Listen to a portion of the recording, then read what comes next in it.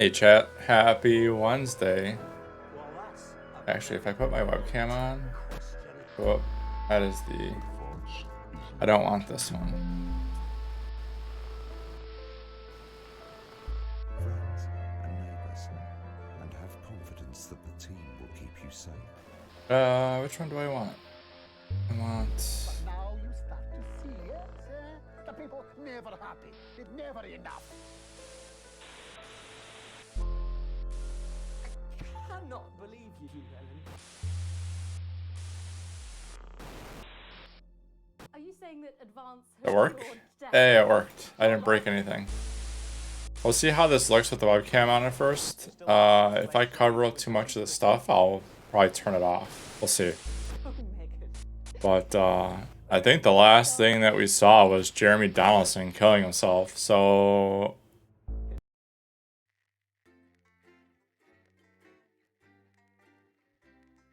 I don't know what happens now.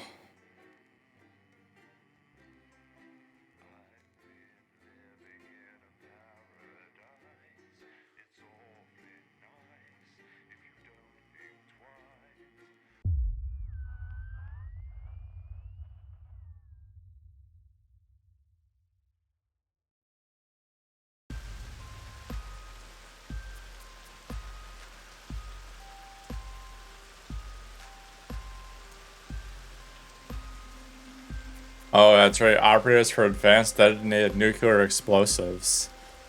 The initial estimates put the death toll in the millions. Pulling to the driveway, no memory of the journey home. The light in front of the room is on. Clearly someone else is still awake. The door creaks open in the living room and you find Sam sitting on the sofa staring at the TV. The screen is off. They are clearly lost in thought. You take a seat beside them and put a reassuring hand on their shoulder. They don't look at you, but they do reach up to take your hand in theirs. Now you're closer, you can see the tears streaming down Sam's face more clearly. Chris. I know. I'm so sorry, Sam. What the hell can we do? The bastards killed Chris and millions of others, and because of their fucking war, which we never asked for. Behind the tears, you see a fire, raw fury you've never seen in Sam before. I hate them, Alex. I know you've never been a fan of Advance, but after this, they're monsters. I need to know you understand that. That we can't be indifferent, we just need to actually do something. Say nothing can justify what they did. Anyone who tries is just as bad as they are. Relief spreads over Sam's face like a wave, and they collapse against you, clutching tightly. Clearly, this was weighing heavily on them. You're not sure you're even processed it fully yet, but at least you'll get through it together.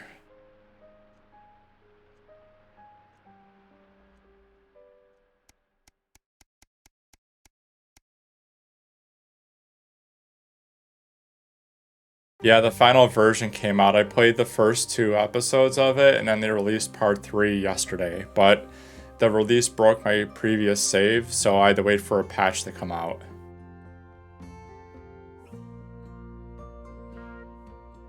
So they fixed my save with the patch that came out, thankfully. I don't gotta play through the entire game again. Last week has passed in a blur, a rush of things to do, but all immediately forgotten, your memory clouded by a dark fog. 9 days since the so-called Liberation Night and the beginning of Advance's new future. You weren't the first ones at the church today. You were staggered by the number of people who have come to mourn with you. Everyone here for the same reason, sharing the same pain, the same sense of loss. It's written all over their faces. Much as it would be on yours. You step away from everyone else, needing space to gather your thoughts. The 2 siblings had always been close, and now Chris was just gone.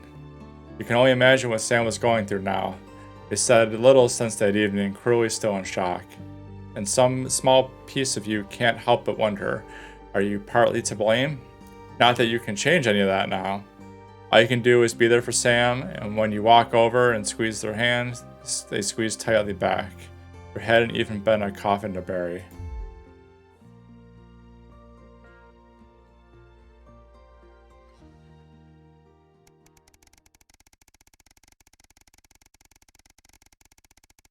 Wow, a full year?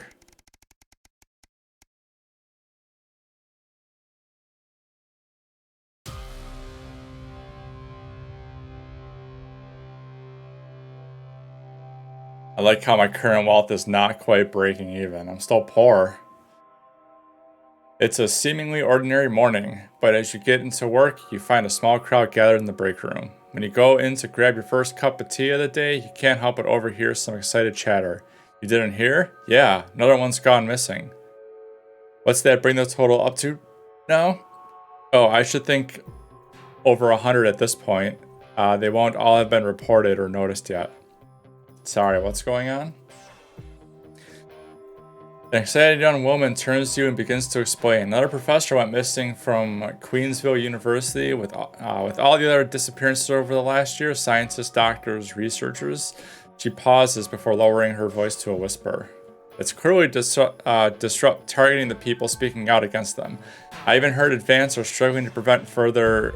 A deep, familiar voice from behind you interrupts. What exactly is going on here? A silence overtakes the room as you all turn in unison towards the doorway.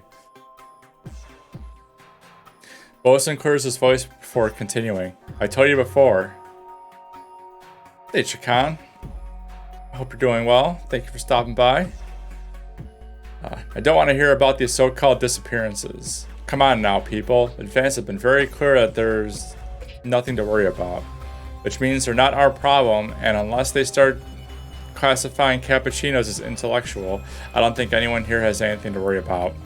Get back to work. Bosun holds up a hand to keep you as everyone else files out of the room.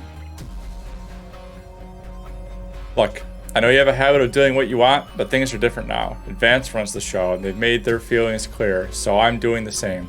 Channel 1's official position is that the government has things well in hand. Nothing more, nothing less. I trust I won't be hearing talk about this again.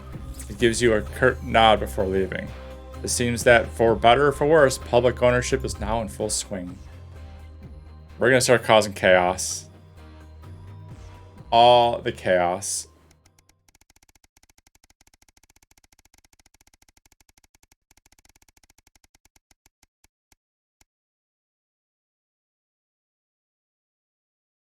A career in the making. Oh, great.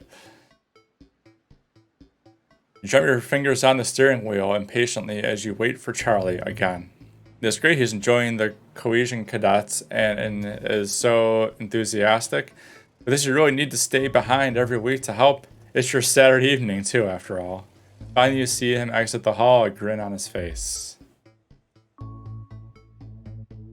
You can't help but smile back. The frustration's starting to fade as you see him so genuinely happy. After hugging his friends goodbye, Charlie heads over to the car and gets in, his face flush with excitement. So how was... You're interrupted as you can't contain himself any longer. Guess what? What? You play along with a smile. So obviously the Cohesion Cadets is starting a point from becoming a CCO as you get a head start applying for that. Charlie gushes, clearly keen on explaining his news, almost tripping over the words in his effort to tell you. Well, apparently, from next year, the top 5% of cadets will be taken to a special program to become CCMs, Community Cohesion Managers. And guess who's gonna run it? He beams at you. I mean, I guess we'll be proud of him. With a grin from ear to ear, he sits back in his seat. Yeah, I'm so glad I joined. I can't wait to tell everyone. You chuckle. I think a celebration is in order. How about we pick up some takeaway on the way home? Is that like takeout food? Yes, Soko.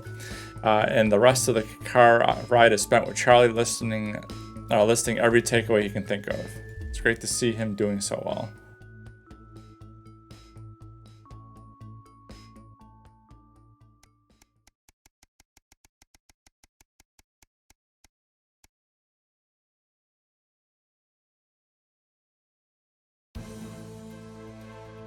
Oh, building's on fire.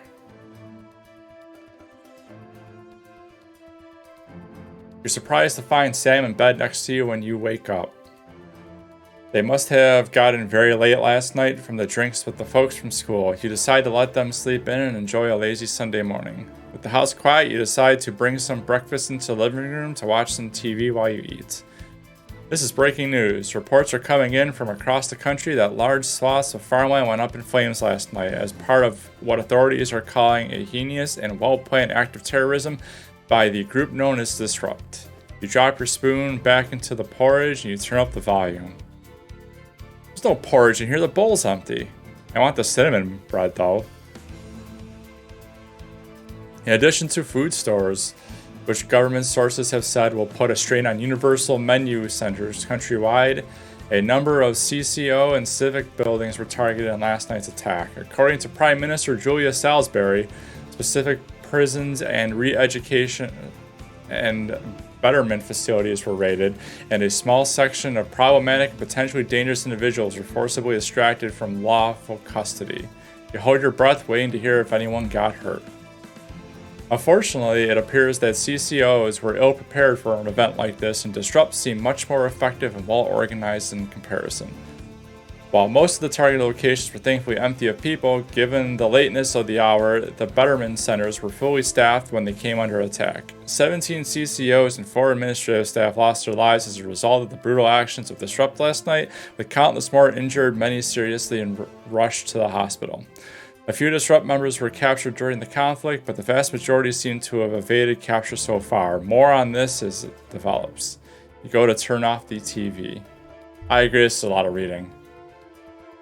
Hey, welcome back to the game. Here's a whole lot of stuff. You're interrupted by Charlie walking into the living room, bleary-eyed with a piece of toast. Anything interesting going on? He gestures to the TV. Mutely, you leave the news on as they cycle through the story again. Charlie watches in a hushed silence. By the end of the broadcast, they're dubbing it the Night of Fire. Everything's gonna be okay, right? I'm an excellent narrator. I'm trying. I'm trying my hardest.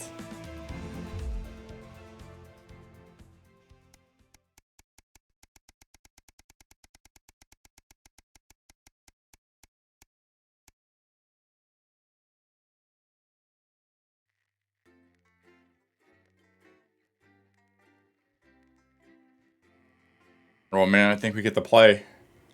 I think we're in.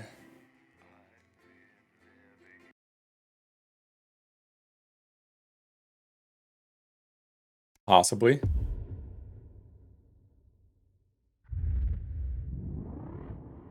A year and a half since the Liberation Night. Can you hear me? Alex? Are you receiving? This is Alan James. The revolution starts tonight, Alex, and we need your help. Throughout this broadcast, we're going to ask you to do things that will directly help with this mass protest. I'll be talking to you regularly tonight, and I'll also be hacking in when I can. Please help get our message out. We're on the verge, Alex. You've always been fair and balanced in your approach to us. With your help, we can tip the balance in our favor. If you play our tape at the second break, that's when we think it will have the most impact. It's on your right. Sure. Oh, check power.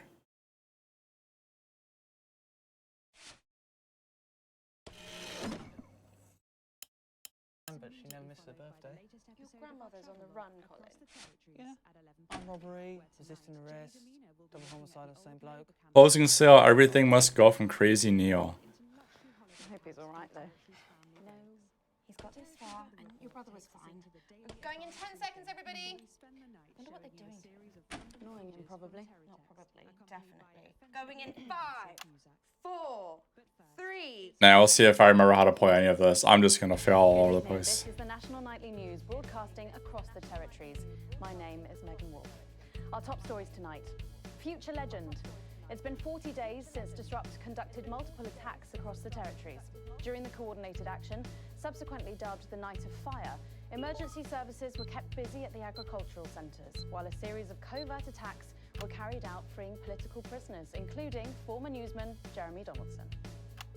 The disgraced former journalist was obviously considered a high-value target by Disrupt, who had often championed him as a possible new voice for their cause.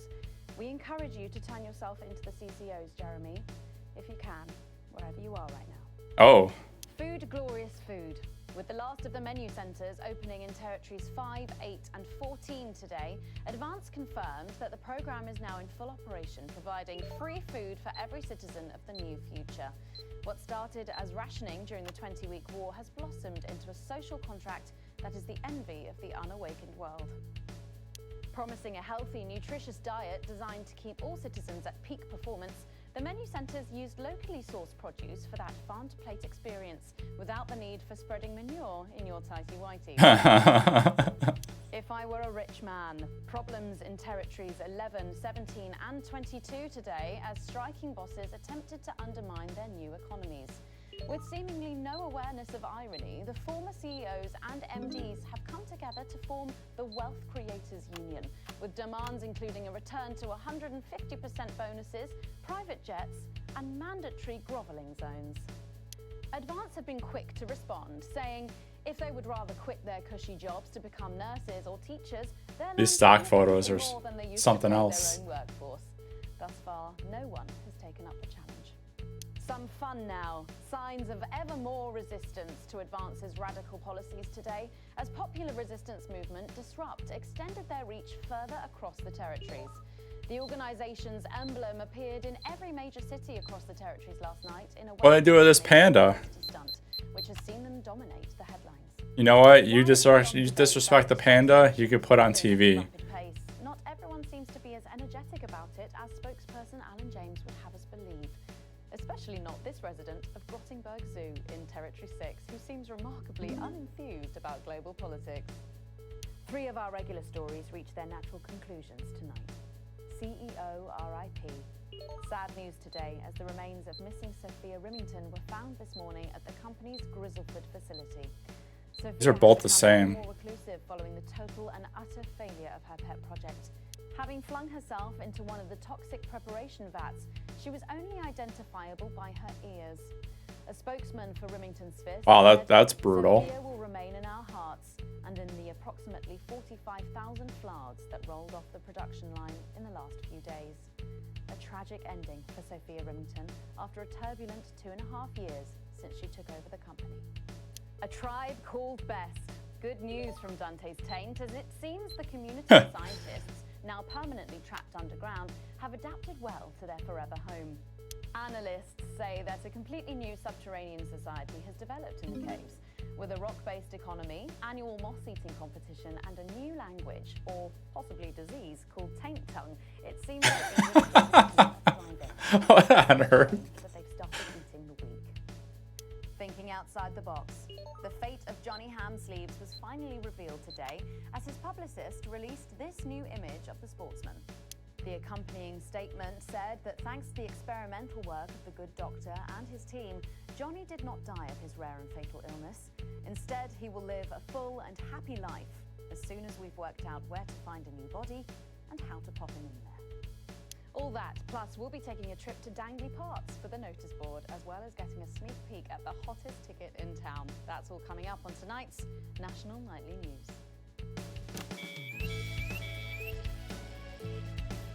Territories.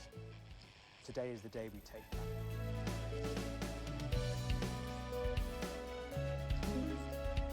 Oh, I need to do this one.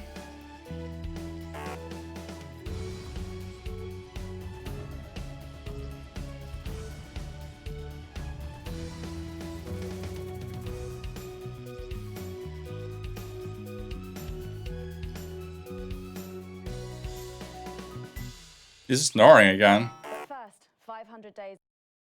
I had to battle through 10 of those bastards, Oh. otherwise they wouldn't let me come in. One of them grabbed my arm, wouldn't let go. I'll tell you, it's like The life of Peter Clement. Patrick Bannon is live from Parliament Park. He's going nuts. We'll be breaking ground on what will soon be a memorial garden in Peter's honour. Patrick. listening to that old bitch lying through her teeth about missing that poor bastard. Patrick. I don't know what I'm going to do. We're live.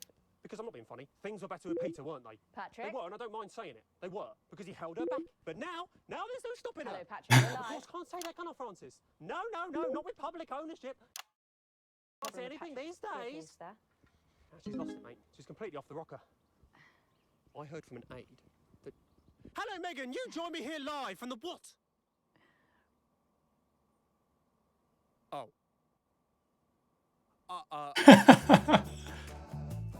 Lost some signal. We'll be going live to that groundbreaking ceremony as soon as we can get Patrick back.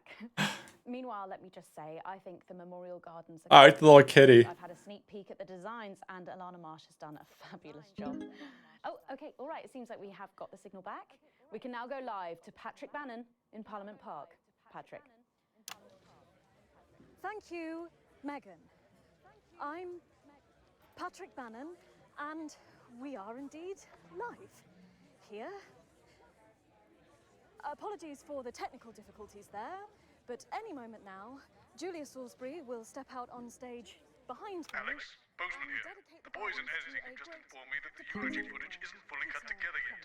You're going to have to do it on the fly. For goodness sake, make sure you make him look good. Slowly gathering since this afternoon. This is Alan. You can undermine them here and help us win hearts and minds. Make him look bad, Alex. Really bad. All right, we'll make him look bad. And it seems like the ceremony. I don't know how I'm going to do that. Here is Prime Minister Julia Salisbury, the picture of elegance, to begin her address. Good evening, fellow teammates and friends. 500 days ago, all of our lives changed irrevocably. Still reeling from the triumphs and tribulations of Liberation Night, another great loss befell the people of these newly united territories. The loss of a leader, a statesman, a dear friend, and a hero. Peter Gordon Clement. Peter's death at the age of just 62, of course, announced by the team on the 24th of December, just 6 weeks after Liberation Night. Born to a working-class family on a housing estate in Rotherham, Peter first trained as a carpenter before getting his start on television. First moving and building scenery, and then developing into the personality that he knew and loved so much. Just the Job first hit our screens over 25 years ago, running for 11 series, winning multiple awards, and charming audiences up and down the country. Peter taught us, all of us, not to be content with the way things are, not to accept inequities, no matter how small. But he also taught us what it took to fight them. Courage, integrity, empathy, and hard, bloody graft. Across a career spanning 3 decades, Peter Clement was known for shows including Wake Up, It's Saturday, and much later, late night chat show PT, which actually He's destroying everything. By no means a saint. Trust me, he once told me he had more regrets than he'd had stolen dinners. He always did have a knack for a turn of phrase. But it speaks to the strength of his character that he chose to share with us his mistakes alongside his achievements, his faults as well as his talents. Peter had the heart to give it all he had for the people of these united territories. Famous for his potty mouth, it's estimated conservatively that he uttered over 1.5 million swear words during his career, though some sources 1.5 million swear words? F-bombs alone. Gripped by illness as he was in the weeks and months leading up to Liberation Night, he wasn't the man. Oh, he punched that dude. I missed it. But his eyes still twinkled with that familiar joy for life, that spark of wit and wisdom of a life lived for others. Oh, he's definitely swearing there. Clement, of course, died from apparent liver failure after suffering from the long-term effects of alcohol abuse. I first met Peter nearly 20 years ago, moments before I was supposed to give a speech. Not unlike this one, actually. Only I'd just F-bombs left and right. I was young, nervous, desperate to be liked, and from behind me I heard, "Christ, Pet, you've either pissed your kecks or sprung a leak, but either way you got a problem." And before I could even say a word, he stripped off his dry trousers and insisted I took them. That was the sort of man that Peter Clement was. Kind, compassionate, sensitive, a brilliant thinker, a natural leader, but mostly a good man. Everything he's doing in all these scenes. This glorious nation of ours, so beautiful and new, this shining beacon of Thank you, Alex. equality and There'll be another humanity, opportunity to steer public perception soon. It's really starting. You'll know when. despite his accomplishments, the future he forged, the boundaries he pushed, to me, he'll always be the man in his pants cheering on a stranger at the back of the conference. It is my great Like, honor. that is so messed up. Is that like his ashes? Royal Garden. Oh no. Should we see if we can get a countdown going? Everyone with me? 10, 9, 8, 7. Oh. Well, they're dead. Alex, control the message. Mom, we have to get you to safety. Come with us. I'm not leaving, I can't. Oi! You two, come with me. Don't panic. You're hurting me. Well, stop resisting then. Stop resisting and we'll let you up. You do. What are you doing? I'm not resisting. You all saw. I'm not resisting. Turn the camera off. National Night News. We have the right to be here. I said turn the fucking camera off. Who the fuck are you? Stay with me. Help us. We've got you. I've got you. I've got you. Just stay with me. From the National Nightly News. Well, then you can consider this payback. Salisbury's still here.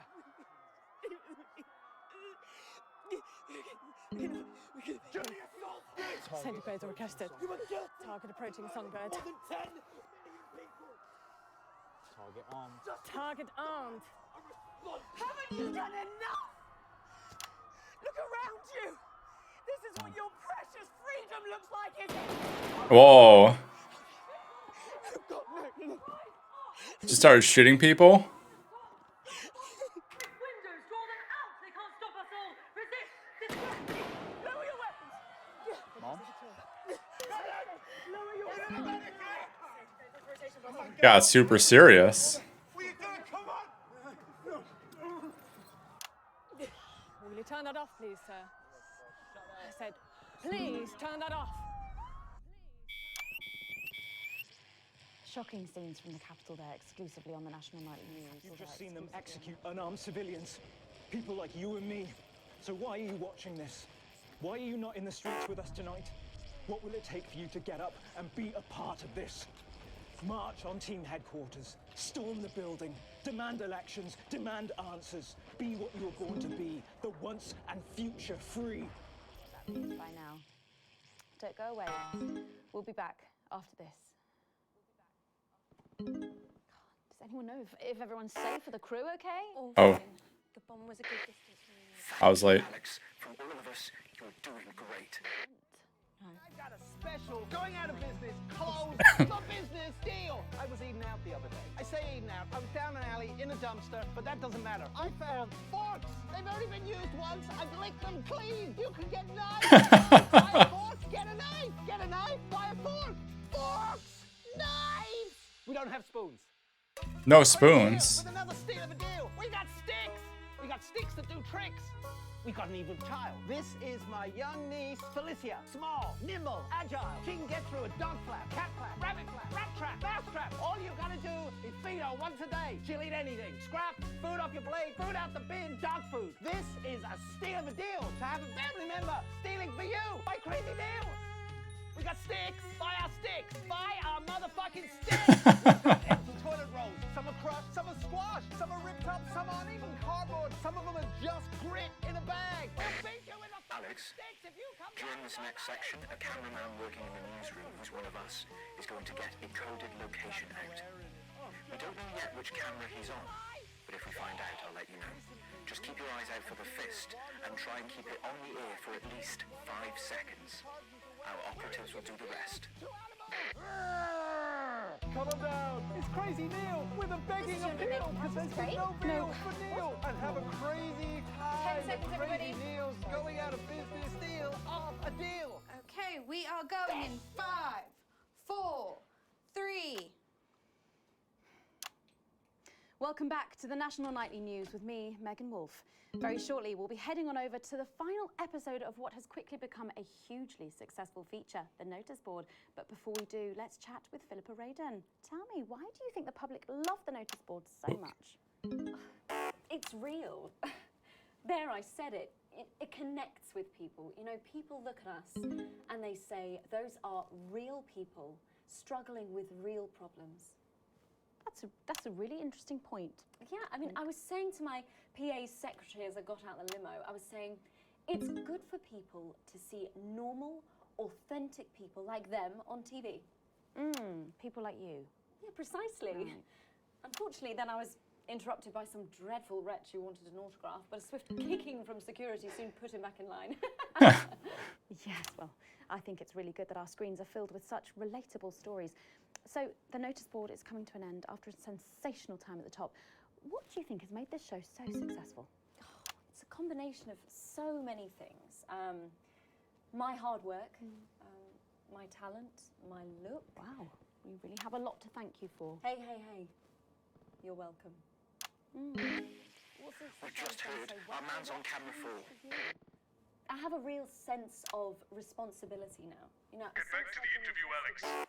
Something precious, and that I should use that platform for good. I think that's really important, that we should use this platform to do good in the world. I agree. That's exactly it. So I've decided to help as many underprivileged children. Excellent work, Alex. That's the location shared. Next, you'll need to give them the go. How are you doing that? Is that better access to education, or reducing child poverty? No, by adopting as many as I can get my hands on. Oh, okay. How many children have you adopted? Oh, we're well into the double figures now, Megan. I stopped counting in the late 30s. Wow, it's a lot of children to adopt. That is a lot of children. Once we finish putting them into the guest room, I'll have to put a futon in the laundry cupboard. Oh, you really are some sort of hero. Hey, I live a privileged life. What can I say? I mean, any child I can take on is a child rescued from suffering. Poor children. Were their lives really that bad before? Oh, they're Northerns, I presume so. Okay. Yeah, it's shocking to think, actually, that only 1 in 10,000 children have a celebrity parent. I'd never thought of it that way before. And I'm doing everything I can to fix those numbers. What do you think it is about your life that's so desirable then? Well, it's mainly shame and panic interspersed with expensive bottled water, so actually, if anyone wants to, I'd happily trade. Now that I can relate to. Right, you better go off and get ready. That was Philippa Radin sharing some thoughts about her lifestyle. I think it's really important to stay grounded and keep everything in perspective. Clearly, not everyone else agrees, but that's enough for me. Let's go now over to Dangly Parts for the final ever episode of the notice board.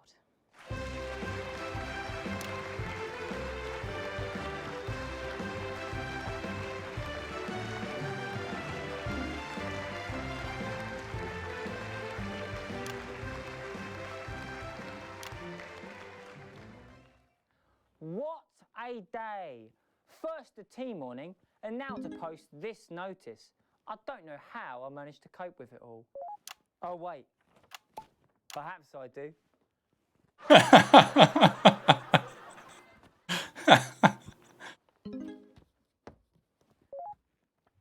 Oh! By St. Barnabas, what on earth is all this? Freeze, dirtbag! Oh, Laura, it's you. I thought for a moment you were a knife-wielding mugger or stabber. No, I'm afraid not. It's just me, a community cohesion officer, responsible for keeping crime at record lows. Of course. Keep forgetting that thanks to you and your colleagues, violence on our streets is a thing of the past. What's all this, Vicar? I know! It's a disgrace. Somebody It's time for the go code. Give us 3 boos in a row, Alex. That will start the pincer movement. We might just pull this off. Push forwards! 3 boos, Alex. Careful, Vicar. It looks heavy. Ha! They don't call me the Right Reverend. Ripped for no reason. Yes!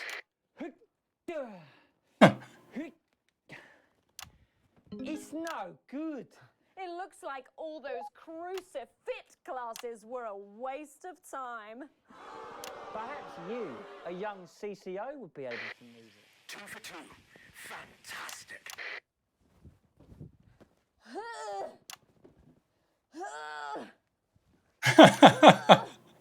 It looks like all those lifting classes were a waste of time.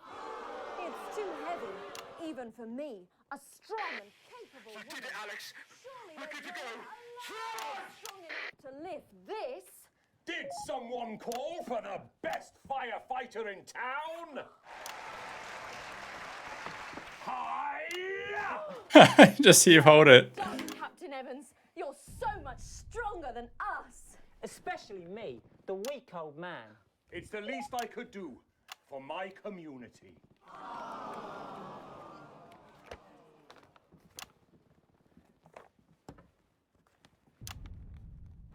No luck catching the little devil then? Unfortunately not. The ferret struck again last night. When Ray opened the post office this morning, he found that every single stamp had been pre-licked. God! Some people have no decency. Sadly, if we don't catch him before tomorrow, we may have to cancel the village fete. Don't worry, we won't let that happen. Will we, Vicar? No, no, no. Laura, tell me, why do they call him the ferret? Some say it's because of his sneaky nature, but really it's because whenever he strikes, he always leaves behind the foul. Never fear, officer. We'll catch this pissy nuisance and save the village fete. Or my name's not Captain Danger Evans. The community cohesion team are doing their best, but they simply don't have the smarts to solve this mystery. But I know someone who does. Someone who's about to blow this thing wide open. Me! Blackout!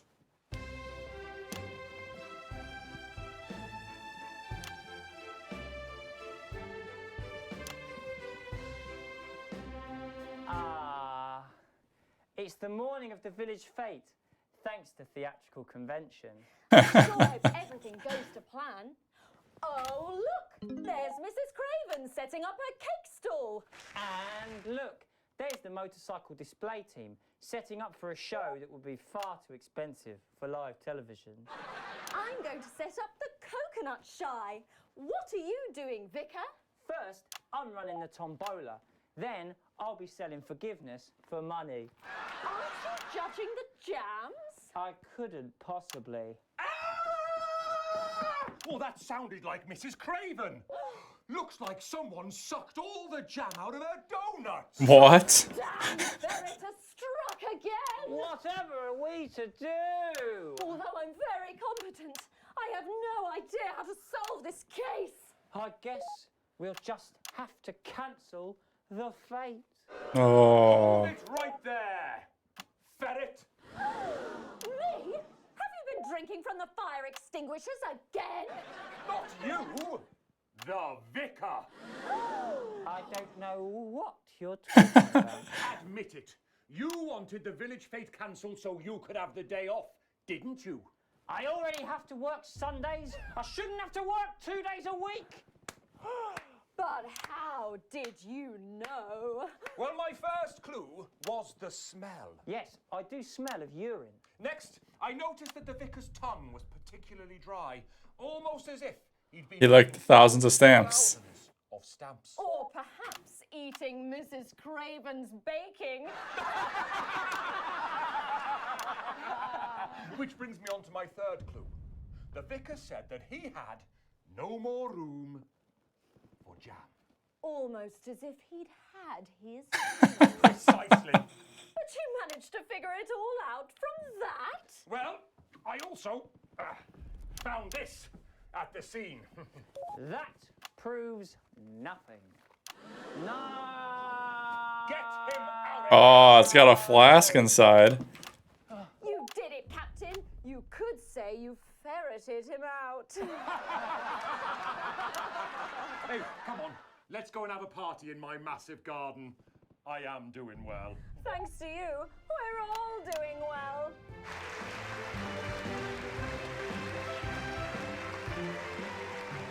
So that was it, the final ever episode of the Notice Board, and what a way to end it. Thank you as always to Jeff, Philippa and Tommy. After the break, we'll be both dancing and learning, so don't change that channel. We'll be right back.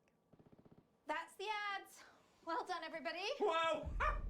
What a brilliant run, eh? Alex, this station is supposed to be unbiased. Your partisan behavior will end up getting us taken into public ownership even sooner. Less revolutionary zeal. Do your job. Hey, you! You coming to the after party?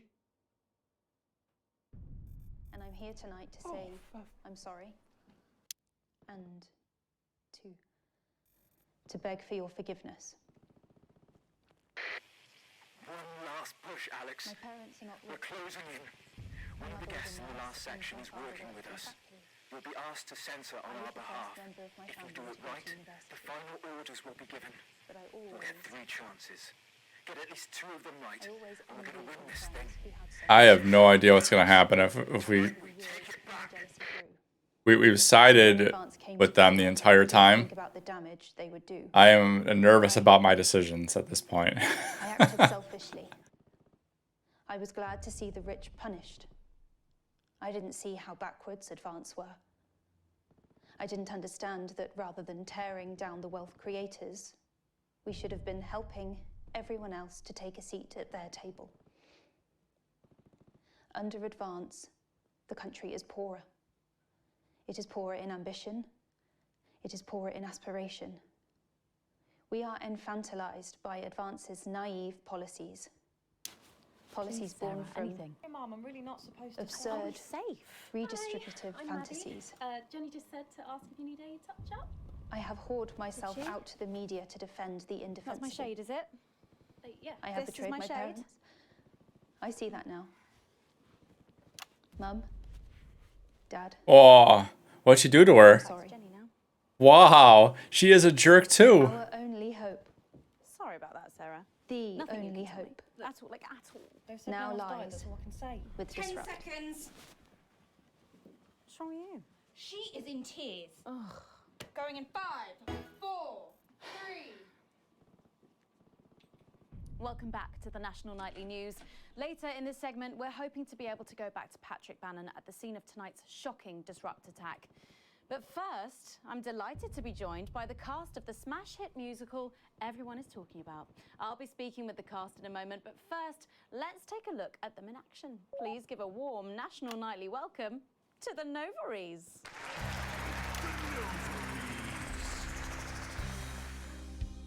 Hello?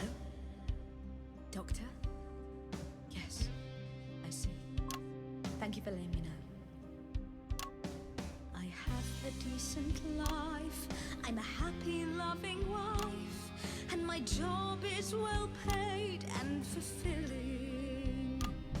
I have a husband, John. He's due home soon, won't be long. And I have to tell him something that is absolutely chilling. We share coffee in the morning, and we make love every day. We take time alone together to talk and laugh and play. We prioritize our needs. We do charitable deeds. But the flowers of a happy life are now beset by weeds. I'm home. Oh, darling John. Oh, dearest John. There's something very wrong. I've just had a conversation with our doctor, David Wong, so please be seated. This news will make you feel defeated. The scans revealed a lump. You poor unlucky chump. Is it cancer? Worse, oh, John. We're having a baby. How can this be? Oh, woe is me. Why has this happened to me? I always wear 2 condoms for the maximum of safety. In our tiny flat, we built a peaceful habitat. Now our lives are fucked, we're having a baby. Now you can't have any wine at book club. And there won't be any time for foot rubs. Now your hair will stink of weed. And you'll start to disagree. And forget about that holiday in territory 3. No more waking up at 10:30. In fact, you're never going to get a good night's sleep again. No more snap decisions to go on to a club. You'll be lucky if you even make it out to the pub. Why can't we be more like our gay and lesbian chums? The only glue they have to deal with comes from personal bums. Now when I take a sick day at home, A parasite won't leave you alone. how he's wrong. We're our top priority. I look after you, and you look after me. Ain't no trouble and strife, we got a childless life. No one wails and no one falls. No one draws things on the walls. A happy husband, A wonderful wife, we got a childless life. We're having a baby. We're having a baby, changing nappies daily. We're having a Baby. no more weekends by the coast. Now your kid is uppermost. It's more than a passing craze to have childless days. I can't believe they made an entire song about reasons for not having a baby. Death trap toys at the top of the stairs. Every parent prays to have childless days. We're having a baby. No more spas and no more We're having a baby. 18 years on bills and lease. Time for a whole new phase. These We're having a baby. Oh, I lost my combo. One more thing before the show begins. Have you considered that you might be having twins?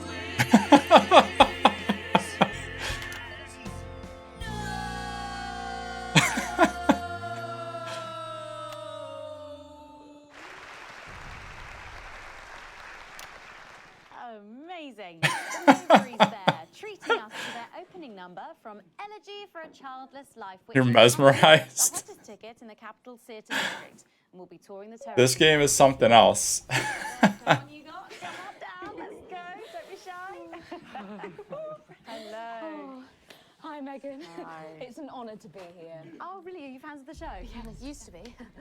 Well, listen, let's get stuck in. You're Also, amazing. welcome, Casual Hoy. Well, I Thank mean, you for not stopping only by. Do you perform this show every single night? With matinees on Wednesday and Saturday. Right, but you're also the show's creators, am I right? Well, everyone contributed their ideas, and then some of us went away and did the actual work on the script.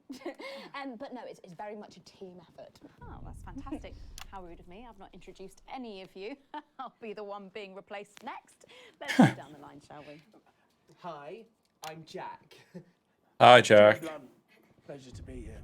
Jennifer Boreham Woodley. Hello, I'm John Sapley. Used to be in the business professionally. My name's Jill, with a J. And I'm Janet. I'm the youngest. That's incredible. And you were all friends previously. I mean, what a coincidence, right? With your names beginning with a J. Oh my goodness, guys! Our names all begin with J. How have we never noticed that? Because you haven't typed them out 1,000 times, maybe? You knew? Why didn't you say anything? I thought we all knew. They're all dumb. It's pretty obvious, isn't it? I just thought we were doing a funny thing where we never mentioned it. And I believe as well as being friends, you're also couples. You know, in real life as well as in the show. Well, God, not exactly. no. I'm not married to him. I'm with Janet. And I'm with John, you lucky bean. Jim and I are married. 4 fabulous years. Well, that must make for some confusion in the rehearsal room. Well, you should have seen the first draft. Jen decided that Jack would play Jim, I would play Jack. Jen, Janet. Jim. Oh my gosh. What about John? Well, my character was originally just called Man 1. It was allegorical. It was very confusing. Not for a professional. After much toing and froing. And gnashing and wailing. And gin and tonic. We decided that we'd just use our own names, which is less truthful. We're also less likely to go into the wrong dressing rooms. Oh god, yeah, that would be very embarrassing, wouldn't it? Of course, when I first That musical number was something. the village hall, but when I registered it with the Department for Culture, it caught the eye of someone high up, and before you could say overnight. It's not the first musical number they've had in this game either. It's all been a bit of a roller coaster, really. I'm only 19. I'm the youngest. You really don't have to repeat that. I had to give up my job as a mortuary technician. Well, yes, we all had to move to the capital. I love that job. It's been a very turbulent. He's so sad. So peaceful. No singing. This piece isn't. Stand by, Alex. Censor the orange. It's about children and why you shouldn't have them. In a way, I guess it is political, with a small p. After all, we are a solid unit, and eagle-eyed audience members will see we nod our heads to advance on stage throughout, and we target the messaging at women aged 22, well, about 35. I had no idea what we're censoring. We're afflicted by this terrible problem. Terrible problem. Having children. Well, you understand, Megan. You clearly agree. Wow, this isn't about me. Of course, we see that there are about me. the unit. I still have no idea what we're censoring. Watch a movie. They're exhausted, passed out on the couch by 20 to 9, for God's sake. You're very chatty tonight, dear. Usually I'm the chatty one, because... You're the youngest, we know. Badge of honour, Janet. Janet, please, Jennifer. Oh, well said, John. Thanks, Jack. Got you back. So could you just tell us what is the play about? What happens in it? Well, go ahead. It's a tragedy, obviously. Jennifer, myself, and John have their child, and then the story charts the downfall of their hopes and dreams. And there's lots of singing. And dancing. A lot. My character works at a menu centre for a distribution unit. Eagle-eyed, she sees her friend's rapid advance to a pit of despair. Becoming a target for children's TV advertising at the age of 22, she decides to take drastic action. I can't really say more, though. I probably said too much already. Yes. Let's not spoil the second act for anyone who might come to see it. Which should be all of you. For too long, we've been told that a life without children is somehow incomplete, that children are a blessing. Well, I've done the research, and they're not. Besides, there's already loads of bastards running around all over the place, so... We just want people to have the option of a happy, child-free life without stigma. You know, when I was 14, before I had come out, I had an experience with a girl called Julia Jacobs. She was an experiment, I guess, you know. Oh, she's back. Oh, she is covered in blood. Well, thank you all so much for coming in tonight. I really hope you keep them dancing in the aisles for many performances to come. The Nova is there. And I am pleased to say we can now go back to Patrick Bannon to get the latest from the scene of tonight's horrific events. Patrick, are you okay? Thank you, Megan. This is Patrick Bannon reporting from the scene of tonight's devastating and symbolic attack tonight this evening. An attack which I myself have been found myself caught up in. I'm still a little dazed and a little deaf, Megan. So I hope you'll forgive me if I seem that it's time to speak with the Prime Minister. Mrs. Salisbury, that's you. You're still here. The Prime Minister. I couldn't leave, Not when there were people that needed help. Any team player would have done the same. I don't She doesn't care one bit. Yes, no accolades here. Or Palisades. Or lemonade. Right. So, is the situation... Now, are we safe? Yes, the security service... You can hear the gunshots going off outside. And I would like to assure the public that although there have been some injuries, there were no civilian deaths here. The building randomly shakes.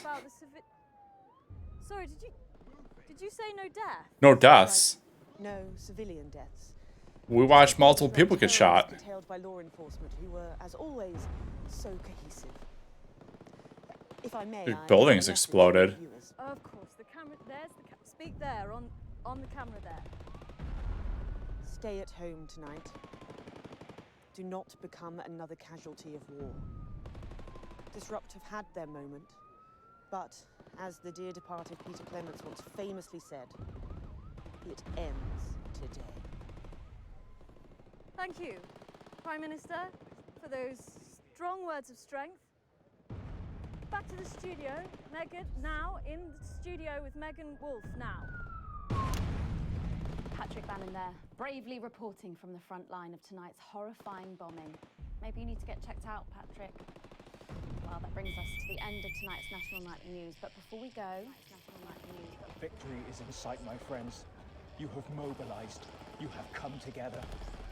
From our agents at the television networks risking arrest and getting those words to you, to the many hundreds and thousands gathering to invade team headquarters. As I speak, we are turning the tide, and it is time for change.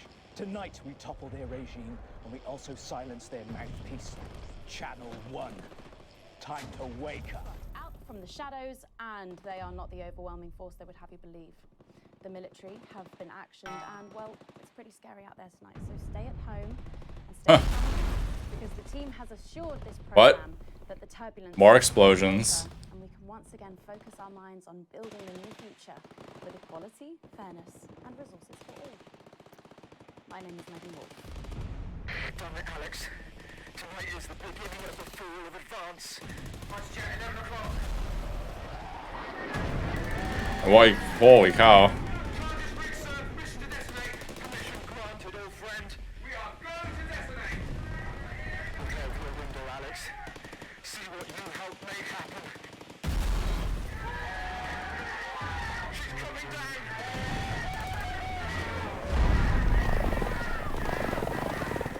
Sir, up there.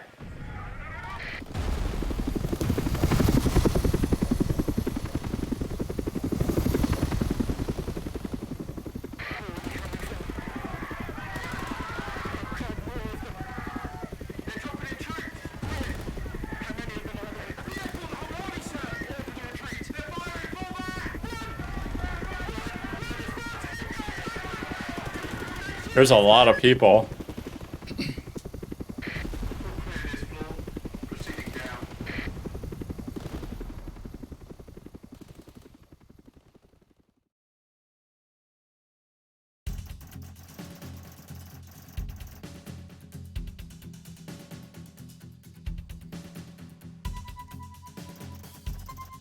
Yeah, I struggled here.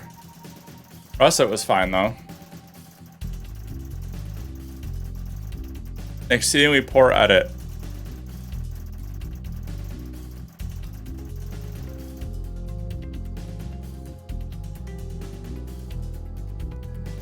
So now what? I'm still poor. Oh, technically not negative.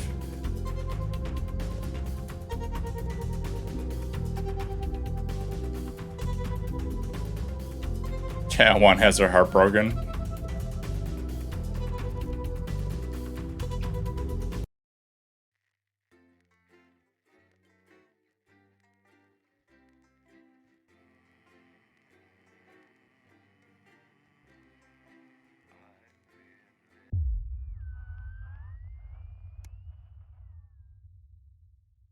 An important review. You arrive at work a little early despite a stressful journey in. You still aren't quite sure of everything that's happened. Though if this swarm of CCOs all over the building is anything to go by, this isn't just a Channel 1 matter. This is confirmed when you are informed you need to go to speak to Bozeman immediately and are escorted to his office. You sit nervously outside waiting for your boss. A few minutes later, the boss man arrives, disheveled and with a stern-looking CCO in tow. Ah yes, Winston. Good. This is Specialist Ables. She will be observing this interview. Please come take a seat. The ruddy-faced man bustles into his office and leaves the door open for you to follow. The few times you've been here before, it was immaculate, with everything in its proper place. Not so today. It must be serious for Bozeman to be this flustered. So Alex, do you know why you're here today? Bozeman's eyes are sharp, and his gaze is fixed upon your face from across the desk. Ables is standing behind you, out of sight, but definitely not out of mind. I assume to do with what happened with Disrupt last night. What happened last night was nothing short of a culmination of a heinous and outrageous campaign of terror that Disrupt have been reaping on this nation and its territories. Bozeman shoots a glance behind you to your left where your COO observer is standing. And it is, of course, our duty to root out this rot wherever we find it, to prevent anything like it from happening ever again. I have been asked by Advance to perform interviews with all staff members involved and will be submitting a personal review of your performance both during the incident in question and throughout your time here. His expression remains stern. Just tell me the truth, Winston, and this will all be over. Arranging some papers, Bozeman clears his throat and begins. Obviously, a lot has happened last night, and I have a number of interviews to conduct today, so I'd rather not waste any time. Be brief, be concise, and clear in your answers. So let's start at the beginning of the broadcast and work our way through. After the attack at the memorial, you seem to have portrayed the terrorists in quite a sympathetic light. Why?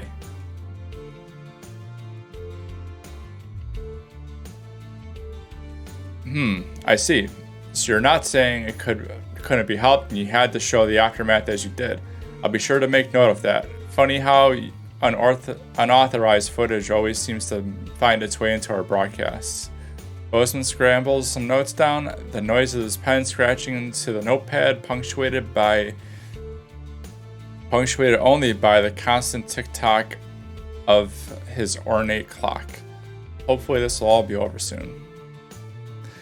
Reviewing the broadcast, you noticed something a little odd about a particular camera choice. It was while everyone else was talking. Oh, where did I put it? Ah, yes, here we are. Do you recognize this? With a flourish, Bozeman produces the leaflet of the notice board and places it on the desk in front of you. I just assumed it was part of the set. Why else would it have been there and on camera? So you're saying the blame lies entirely with the crew on set? There's no way you could possibly use your own judgment to determine it was unsuitable. You hear a disapproving grunt from the COO behind you. Typical Winston. We shall see. Not exactly subtle then. There was one thing we noted during the final review of the notice board.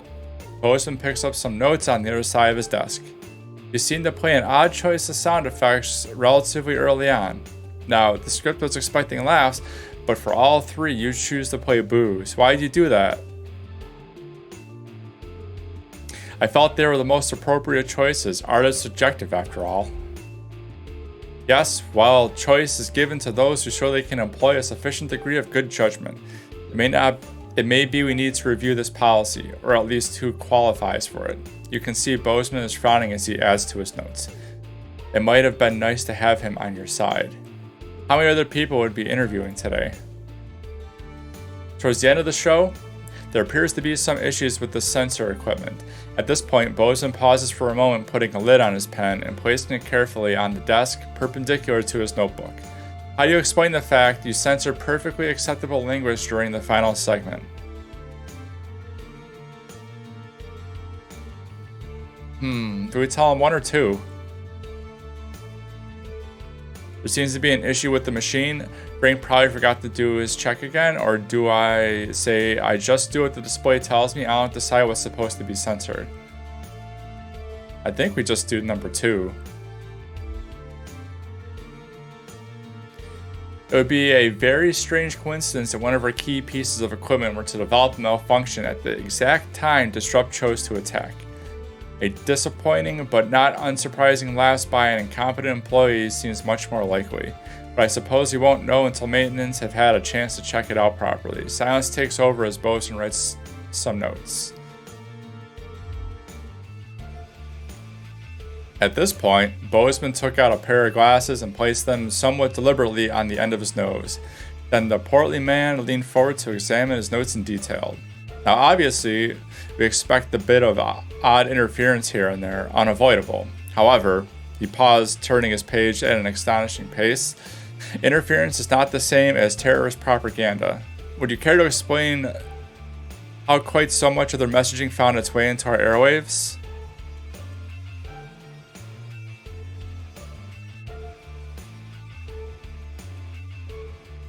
With everything else going on, I just didn't realize it until it was too late. Out of the corner of your eye, you notice Specialist Ables is visibly more attentive, awaiting your boss's response. While it's certainly true that accidents do happen, but it's an amazing coincidence how often they seem to happen when you're around, Winston. Bozeman's smile is anything but warm, and Abel's glances towards you with a stare that can only be described as glacial. You offered a strained smile back. A loud creak breaks the growing silence as Bosun leans back in his chair. The tape of that poor Miss Brightman, why did you play it? Help me understand. Why play that tape? As you meet his gaze, you're almost surprised to see an earnest concern in the old man's eyes.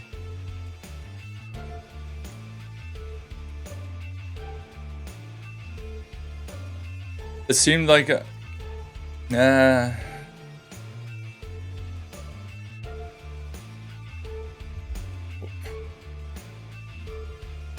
you watch as Bozeman slowly cleans his glasses before answering. Well, at the end of the day, you choose to do it, Alex. I know what I would have done in your shoes. After all, you have a habit of playing tapes you shouldn't, don't you? He clears his throat and leans forward again, staring at you for a moment before continuing. That is, however, all I had for you.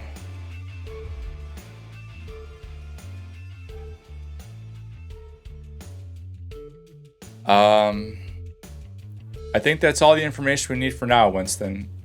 Bozeman looks questioningly at the COO, but by the time you've turned around, the moment has passed. Best you just go home for now. There's no work for you to do. No work for you until we've got a new satellite tower up. But of course, don't leave town. I may have more questions for you following the other interviews. As you leave, you see open hostility in Special Abel's eyes. I'm in trouble.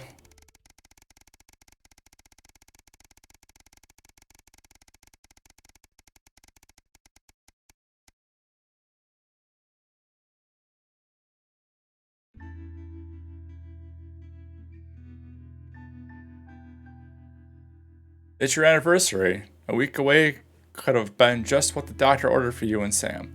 But after speaking to the travel agents, there's just no way you can afford it.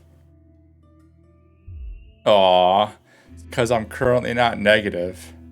Still, just because you can't have a holiday doesn't mean you can't make tonight special. You have the day off today, so you could try and make a nice romantic meal for them this evening. Though they did expressively tell you not to bother this morning. You think a cheap last-minute gesture won't hurt anything, were their exact words. It'll be nice to have a lovely evening together. You get to work, turning the house into a perfect romantic setting for tonight. Everything is going to plan. Sam's going to love it. You even had time to single-handedly clean the entire house, floor to ceiling. It took hours, but Sam will appreciate it, and that's all that matters. As Sam steps into the hallway, you're waiting in the doorway to the kitchen, dressed to the nines and acting as nonchalant as possible. Alex? What's all this? Oh my god, did you clean? And what's that smell?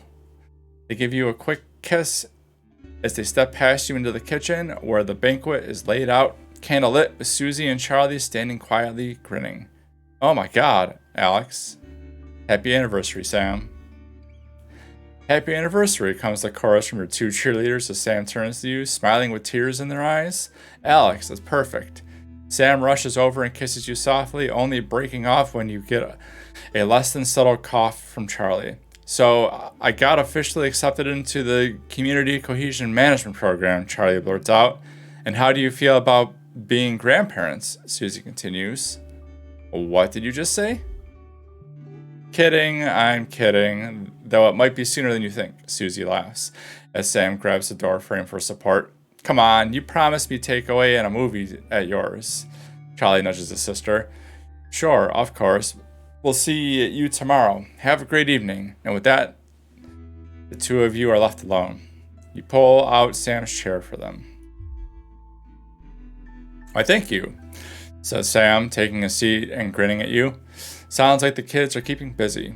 They shake their head as you take your own seat opposite them. Tomorrow, for now. You really didn't have to do all this, Alex. I know, I wanted to. I love you, Sam.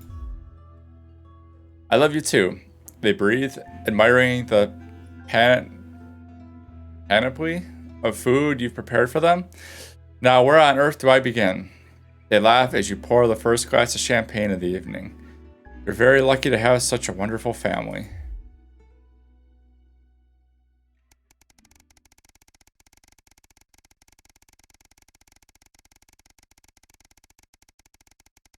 You know, chat, we started this game on day like 371.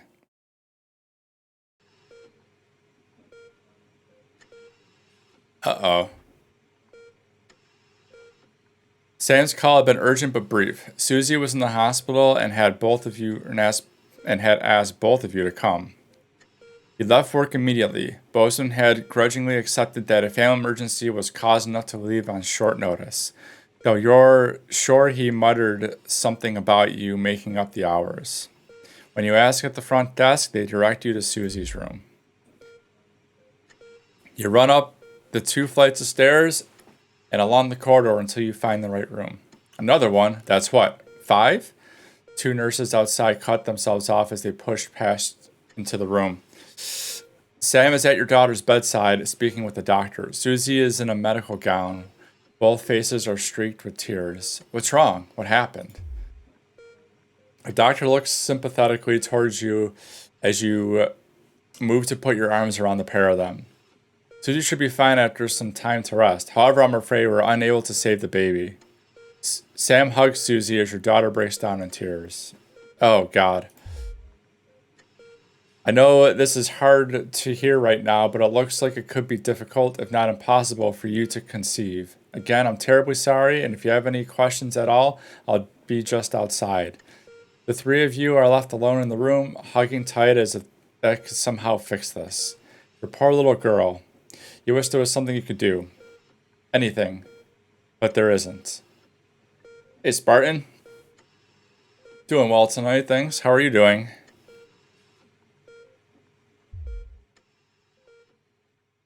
You missed all the chaos that happened like 10 minutes ago.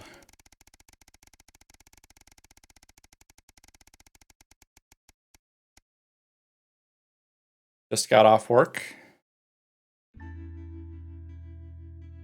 Don't mind me asking, what do you do for a living?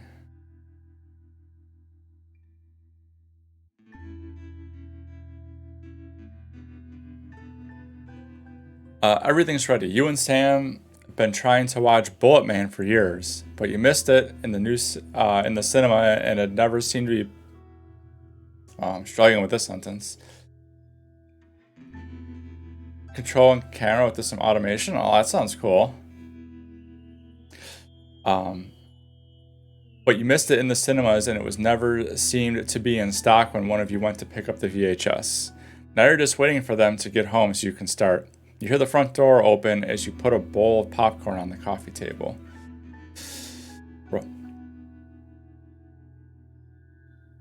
Went from electrician to security interrogator. I'm a programmer myself. Yay, IT. Sam comes in with a vacant stare, ignoring both film and snack as they sit down next to you. You have to actually nudge them to break their stupor. Sam, what is it? I just been let go from work. Sam is just staring into space. Apparently, there isn't a need for 2 nursery teachers anymore. Not enough children. So they can't justify the expense. No, you don't get it. There just isn't demand for younger teachers anymore. Not just here, anywhere. And I don't know what I'm going to do. What we're going to do. You pull Sam into a hug. I know things are tough, but we'll think of something. Oh, C++, yep. I had to use that a little bit in my very, very first job.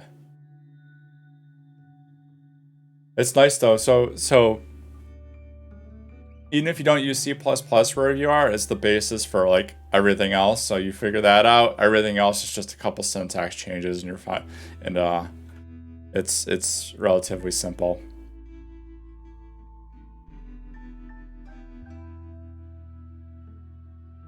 Oh, and you're creating your own version of automation service? Oh, that's super exciting as well. How, Alex? We were barely scraping by as it is, and now Sam starts to sob. We're gonna have to sell the house. I can't see any other option. We've got too many debts to pay. If that's what we have to do, fine. It's only the 2 of us living here now anyways. I suppose you're right. Still, I hate the idea of losing this place. Think of everything that's happened here, Alex. They fall silent thinking. Eventually, you'll start the film. But neither of your hearts are in it. Too busy thinking about the future. Still, a house isn't everything. It's the people who make it a home. Home is where the heart is, after all.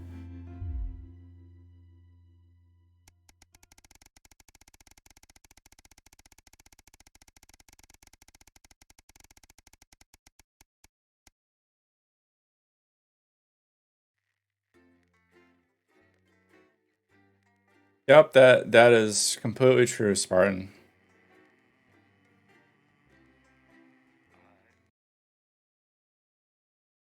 Then once you start doing database stuff, it all comes together. You can basically build anything you want. 3 years since the uprising. Hello, Winston. I've checked the schedule for tonight. Nothing particularly important to report, but I'm sure you'll manage to find some new way to disappoint me. Still, at least my daughter's in for Advance's new It's only initiative. That should 3 allow me to videos pick to up the use. video on the 15th floor. Try not to cause me any more headaches. Bozeman out.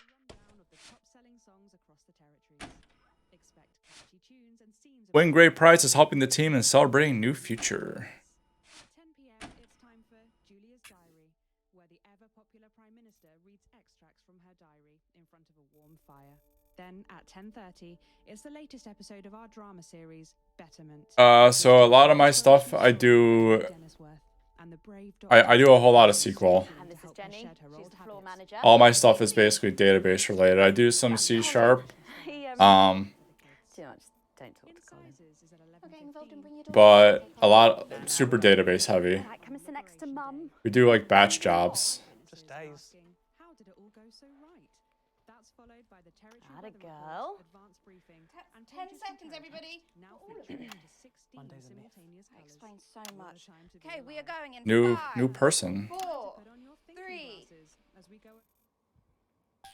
Good evening and welcome to the NNN. I'm Megan Wolf. And who's this, you might be wondering? Well, it's Bring Your Daughter to Work Day. Oh, great. So I'm joined tonight by my She is so happy. Stacey. Say hello, Stacey. Go fuck yourself. All right then. Here are the stories that matter to you. First up, with Advance confirming that the nuclear fallout from the 20-week war is to blame for the drop in birth rates across the territories, we asked you, what keeps you going? I know that I, for one, was quite deflated when I heard about this, but reading all your submissions has really put the smile back on my face. This is from Drew in Humberset. To take our minds off things, me and my partner have been building this house for our hamster. It really does distract us from thinking about the 85% sterility rate. So next week, we're building Nibbles a tiny conservatory, a loft conversion, and a holiday home. Thank you for that. And if you've started a new hobby, do write in and tell us about it. Next up, you know how we love your uncanny comestible coincidences, and I don't know about you, but I think this one really takes the biscuit. I'm not sure what I'm more impressed by, Stacey. The things our viewers spot, or the unbelievable way our menu centres are now able to feed every team member every single day. Catherine from Berkeldown sent us this, saying, I couldn't help but spot the face of poor departed Peter Clement in my 4th lager this morning. Oh, I'm not sure if I see it, Catherine, but then again, I'm only on my 3rd. Do keep those coming in. Come on, have a go. We've just got time for one more of your stories, and this one is an inspiring story of rehabilitation. That's it, just tell us who it's from, yeah, and then read it out, okay? Apparently, this is from Sherry in Tendon. Here I am, just 6 months out of betterment. I'm healthy, sober and working thanks to the facilities I had access to on the inside. I'll never have to go back to my old life of stealing cars and burning down charity shops. Just burning down charity shops.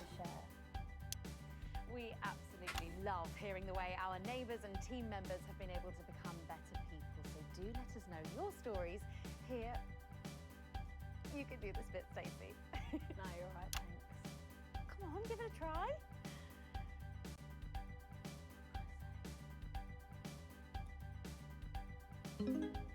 Let us know your stories here at the NNN.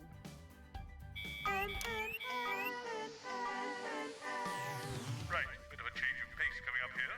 You'll need to use the S-Effect buttons for the next segment, but Advance have already selected when and what to use. Simple stuff. Just follow your government orders. It's not Channel 1 News anymore.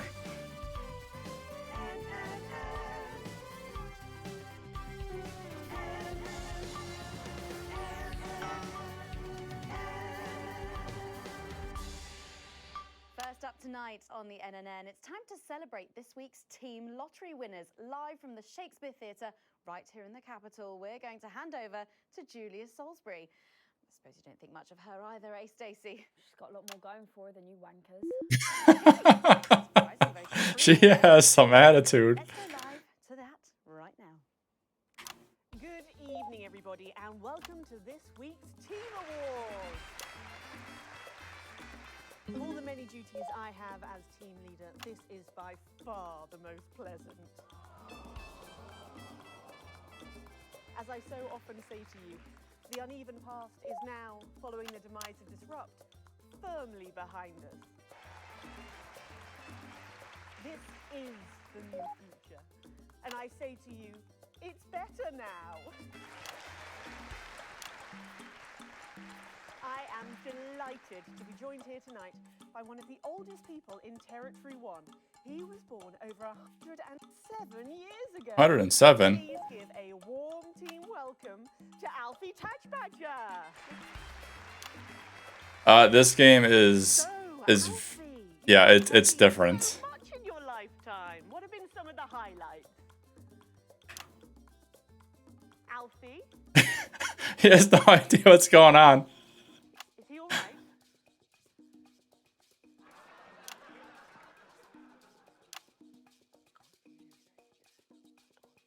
His hearing aid isn't turned on.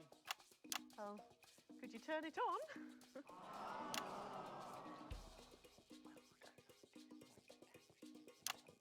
He says it drains the battery. We'll buy him a brand new battery after the presentation. You're running a television studio, kind of, but based on this, there's like war going on outside now. If you would. Sorry, can't get the staff. What the premise of this is, we don't really know yet. So, Alfie, you're 107 years old. Oh, don't bloody remind me. Would you like to tell the audience what that's like? And so your rating goes up and down based on which screens you're on. And if your rating goes to 0, you lose. Bless him, it's not just the ears. Who are you? 2 sugars, please. I'm Julia Salisbury, the Prime Minister. I like this story.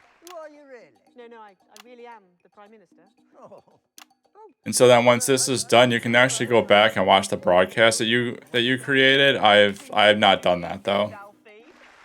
And your piss standing up. I can't say. It finally came out of early release yesterday, and I played everything except for this piece. Shall we get to the awards, Alfie? Oh. You're going to ask me about my life? Well, I'm not sure we have enough time left now for that. So When I was 9, I wanted a pet, so I asked me mum and pap. There was no television then. Like, look at what's happening in this scene. We made our own entertainment out of coal and road. They look like they want to kill each other. So they got me a pet, see? But it weren't a dog. They told me it were a dog, but it were a stone. A stone? Yes. So I called it Patch, which was a popular name for a dog back then on account of the king having a patchy face. And I decided to introduce him to little Gertie Thimble, Wrong one. who lived up the road. Oh, how romantic.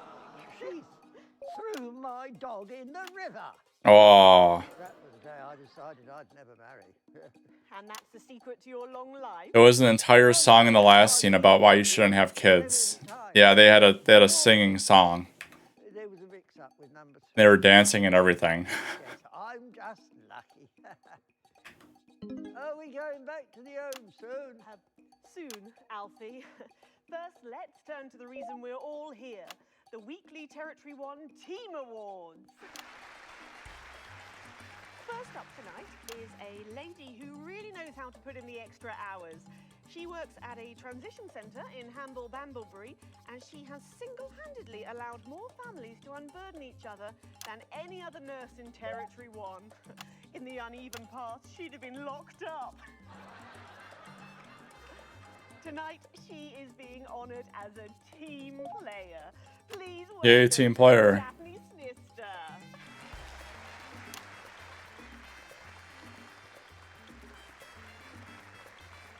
Are you here to change me? Just give her a medal, Alfie. There's a good boy. Are you here to change me? I mean, 2 sugars, please.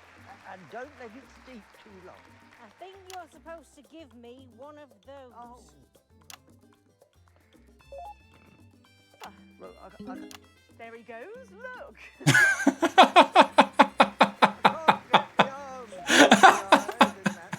You'll have to go down. Thank God those fractious times are behind us, and now the territory is thriving. Are we in? As the actors said to the bishop. Yes, thank you. I've got it from here. Well done. Daphne Snister, everybody.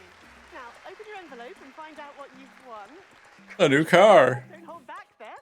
She's tougher than one of Peter's homemade Eccles cakes. Got it. I've won a holiday for 2 in Territory 15. Used to be called San Palmerino, didn't it? I believe it did, yes. Why couldn't we have stuck with that then? It's easier to remember. Oh, wait. We're Oh. all one nation now. Hang on a minute. I shouldn't have blocked that. Isn't it still on fire? Daphne Snister, everyone. Oh, what about my change? I've been in these white pants for 3 days now. We'll get to that, Alfie. Oh, right you are, love. Next up tonight is a couple from Farnley who, after a rocky start losing their family's ill-gotten gains to the Assets and Wealth Act, have really embraced the new future, setting up a community farm and petting zoo in their local area for all the local children to play. Please welcome Otho and Lobelia Jackson Randy-Gannett. What a name. Medal, Alfie. You know, when I was in the trenches, I had a pal called Scotty Wilson. He was from way up north, so I didn't understand a bloody word he said. But he were my best mate. Should we just grab them for ourselves? Probably for the best. And his best mate was Smudger Ace. There was them two. Fiddly Eric, Unstable Terry, and of course, Leggy Sydney. She were a girl, but she had a boy's name, so they shipped her to the front anyway. First girl any of us has ever seen close up. She's dead now. We're leaving. Okay, bye. Scotty never made it home. Fiddly got shanked in Frankfurt prison in an argument over an olive. And Terry, he exploded quietly at home. Sydney got a fatal skin condition. Scratched herself to death. It makes you think. Thanks, Alfie. Great contribution. So, Otho and Lobelia, a petting zoo. After we lost all our wealth, we discovered there were actually people who had never even owned a pony. I used to have 3. So we decided to do something about it. That's the type of people we are, you see. Advantage of a private education, probably. Well, I'm sure we could debate that all night, but there's no time. So, let's see what you've won. Yes, before we do, there's something I wanted to say to you. Oh, absolutely. Every citizen of the new future has my ear. When advance came to power, you took all of our wealth. You took the shirts off of our backs. Quite literally, in my case, I used to collect shirts. They're throwing Advance under the bus. Oh God, not again. If I've said it once, I've said it 1,000 times. Pennies and the news are not good beggars. Keep those black bits off my channel, Alex. And you are? Well, so much for that.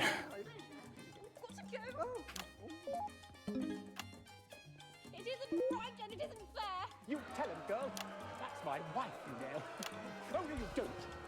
You can't mix pearls with swine. It isn't right. We used to have 3 horses, then turned to Bethel and Hungwell. And now what have we got? 2 mangy goats, 1 mongrel dog called Kenneth, and a rooster that won't bloody shut up! Can we get this over quickly with, please? As the actress said to the bishop. Here we go again. Hello, Alfie Tadge-Badger. Pleased to meet you. Stop them! Oh, don't worry, love. I'll protect you.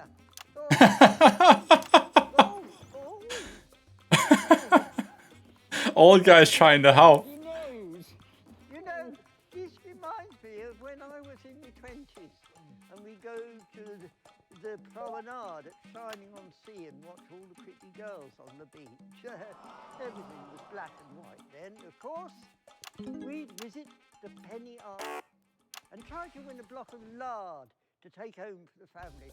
You couldn't buy lard in those days. You had to win it. Oh, it was so much simpler back then. Boys were boys, girls were girls. Everyone else was recruited by the circuses. There were loads of them, you see, circuses, with their big tents and their candy floss. You'd hear the music, the pipe organ, drifting over the nearby fields. This old guy is... My mum used to call it the most magical sound in the world. This was before she lost her hearing after giving a particularly loud round of applause. Did you ever go to the circus? What's that, Alfie? The circus. Oh, never mind. Yeah, just the tea, pet. Well, that was an unexpected dose of naked nostalgia. Some people simply can't let go of the past. That's why I look in joy and fervent admiration at the younger generation. So cohesive, such a team. And with fertility falling throughout the territories, we should value our fabulous new generation now more than ever. Our final winner tonight is a go-getter who really went and got 'em, helping to root out more than 170 disrupt collaborators in his own neighborhood. Yes, Since then, he's gone on to be a a lot of times we play Overwatch, we'll both stream. organised all of the entertainment at last year's Camp Cooperation. Our final winner tonight, Edwin. Relax, because I'm not changing the screen fast enough.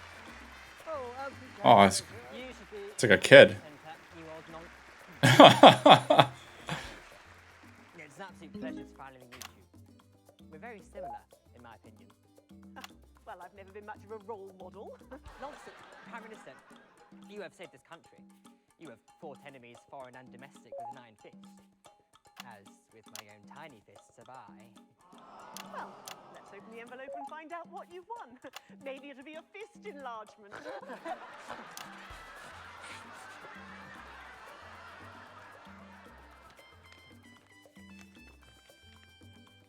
What did he win? A year's internship as a behaviour coach at Betterment. Let's show the fools where they went wrong, eh? Well, actually, Betterment is about rehabilitation, Edwin. Absolutely. And if they don't reintegrate, we retaliate. Just like you did on Liberation Night. Oh. Thank you for this award. And stay vigilant. Report the non-cohesives. Be a team player. That concludes tonight's awards. Join me next week when, hopefully, things will be a lot more normal. Back to you, Megan.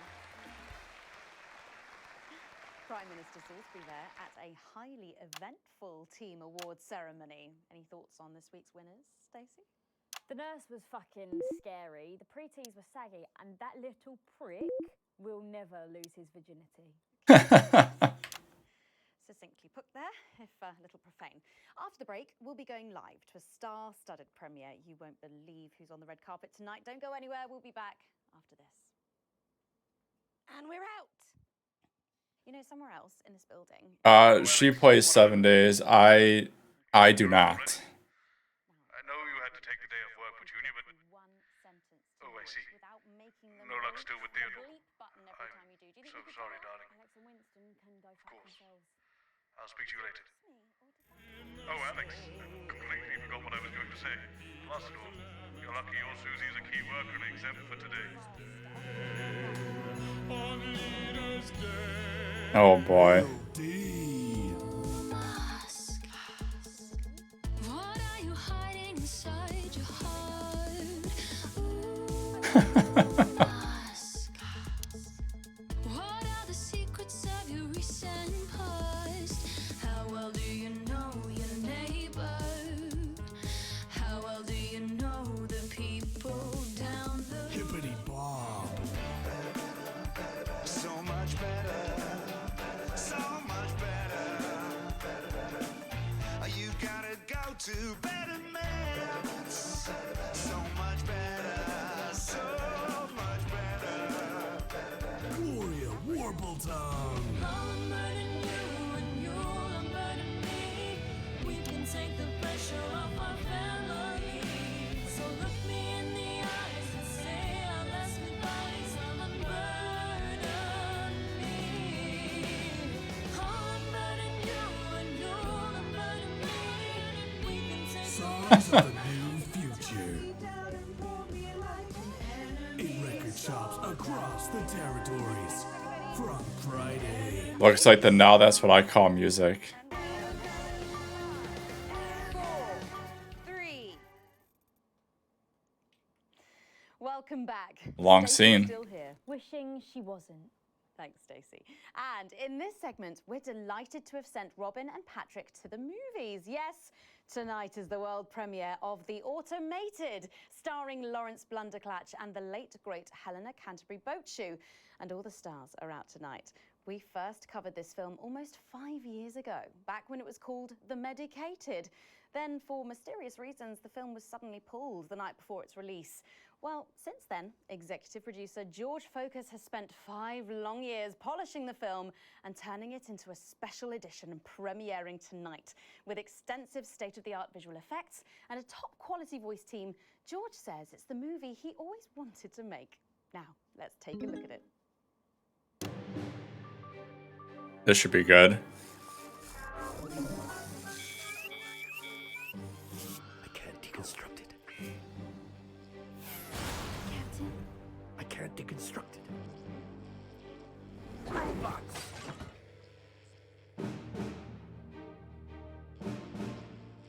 Is this a wig? You think I don't grow that? No, Dick, I'll kill you. Think of satin. There's something on your face, Harrison. Oh. I wish you were real, baby. Flesh and blood. Captain Quasar. But you're just ones and zeros, baby. If only I'd noticed. Captain Quasar. You rusted, but I didn't notice. Captain. I'm buffering, bitch, you said? Got one on you. God damn it, blast it off! Here's a map. What's a map? Okay, so head north on Interstellar Avenue, left at the asteroid belt, and a tricky three-point turn at Uranus. What are these symbols? This corner, this is the key. We could shut it down. Yes, we could shut it down!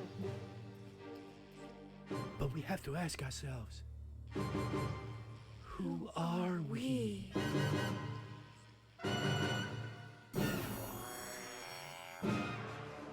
Bum bum bum. What is up with his eyes? Gosh, thrilling stuff. What did you think, Stacey?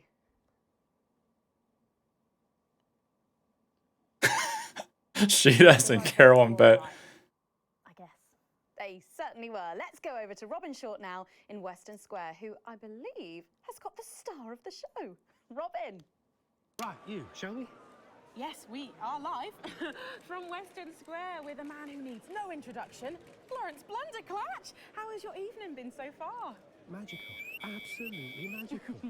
My most dear friends all gathered here to celebrate my work. One really couldn't ask for much more, could one? Well, on that note, with award season just around the corner, are you hoping to add to your collection for a third time? Well, I really couldn't say. But if the association deigned to honor me for a fourth time, so be it. It's really not for me to say. But let's just say that I know of 3 little gold men who are getting rather lonely. Absolutely. Because I've won 3 little awards. And each more deserved than the last. Well, it's safe to say that your career has gone supersonic in the last couple of years. How's that been? Well, as I was saying to Stephen only yesterday, that's Steven Spellman. The Steven Spellman. It's like Steven Spielberg. An unbelievable mind. I said, Stephen, you know, this really has been quite the ride. Did you know what he said? He agreed with me. Wow. And what do you attribute your success to? Well, if we're talking actual numbers, I'd have to say 60% talent, 30% looks, and 10% passion, brackets general. Not to mention the incredible coverage on election night. That really was the start of it all. That and my own range of sick bags. Lawrence's Chundercatch. Wow. Who could forget? Well, it's been a delight talking to you, as always. Thank you so much. This person with the bag on their head. Well, Patrick Bannon should be with Lil C for a conversation that doesn't involve vomit. Patrick? You, Robin. I'm joined here by pop icon. It's Lil C. Lil C. And her father, country singer and alien worshipper, Billy Bob Jean Short. Howdy. So, Lil C, what's with the bag? She knows what she's done. Well, we love this look. Is it one of yours? No, you know it's not. We don't do that anymore. Yes, of course. Your clothing label went bankrupt, didn't it? Oh, Yes, wah but wah. a certain TV show failed to fulfill their contractual obligations. Well, you look great. Billy Bob Jean Short is mad. Her new cosmetics and wellness brand. Well, I'm not sure that it is. Let her show you. This is our new eyeshadow palette. She calls this one Glands. Wow, it's scented. Wow, that was a surprise. And this next one, this is our new lipstick. We call this shade Lips. Oh, wow. Why is it so salty? It's organic. And this, our next one, this body spray, this is a body mist which rebalances your hormones and actually smells like fertility. Oh, right. Just spray it in her face. Wow. You feel that? Yeah, that burns. Oh. All this is part of Lil C's new range, straight from my veins. Oh, good lord. Praise Craglar! So, you're retiring from the music industry. That must be hard. Well, she's way past her prime, Patrick. It was very hard for her to accept at first, but the industry's very, very sure about these things. Well, you sure we can't convince you to release just one last album? We do actually have another album ready, but that's for the label to release in case she dies over the next 10 years or so. Oh, really? Well, given the way she's going, you might get it by Christmas. Well, we better let you get back. Now remember, we need the money. So, she's also available for parties, weddings, funerals, and bar mitzvahs. Well, thank you, Lil C. That's Lil C there. Oh. Oh, and it looks like Robin has got hold of Jesus. Oh, Jesus is back. Right. Really is, Patrick. Jesus, how are you? Yeah, you know, I'm good. I'm great. No thanks to you, silencing me, silencing the truth. Are you referring to your attempt to incite violence against the democratically elected leaders of this country on live TV? Yeah, exactly. And instead of being held a visionary, my management and agent, they all dropped me. Oh, no. You can't break me when you didn't make me, you understand? See, I'm the voice, I'm the hope. You can lock me up, call the doctors, but only the moon can judge me. Only the moon can judge him. What have you been up to since your team cut ties with you? You know, keep building, keep moving. I'm actually working on a track right now. Written, recorded, directed, all by myself. Can we hear a bit of it? Well, no. I know I'd love to hear it, and I'm sure the people at home would love to as well. A golden carpet event for a new movie. Yo. I believe. The news tried to shut my mouth, but it won't be long until... Or like a red carpet event. Because my name's Big J and you can't stop me. See, no censorship can stop me. Yeah, see, that's all I've got at the moment. Oh, thrilling. You just rhyme me with me. No! Daddy promised this wouldn't happen again. You're supposed to clap and say, well done, Julian, well done. Well done, Julian. Thank you. Now, ask me a polite question and I'll walk away nicely. Is it true that you're heir to a hotel chain? What? Where did you hear that? And that you're very much alive parents La, la, la, currently la, on the la, run la, for la, massive la, la, la, financial... I'm sorry. Are you trying to censor me? Called out. Oh.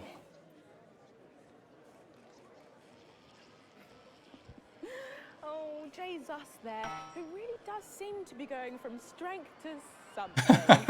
There are just so many stars here tonight, Megan. It really is the who's who of whatever here. I'm going to see if I can grab a moment with someone rather special. I hope you're not too jealous, Megan. Who is this? Robin, but I think Stacey and I are probably in quite enough trouble where we are. So, 3 big names there, Stacey. Yeah, big names. Any thoughts about them, maybe from your generation's perspective?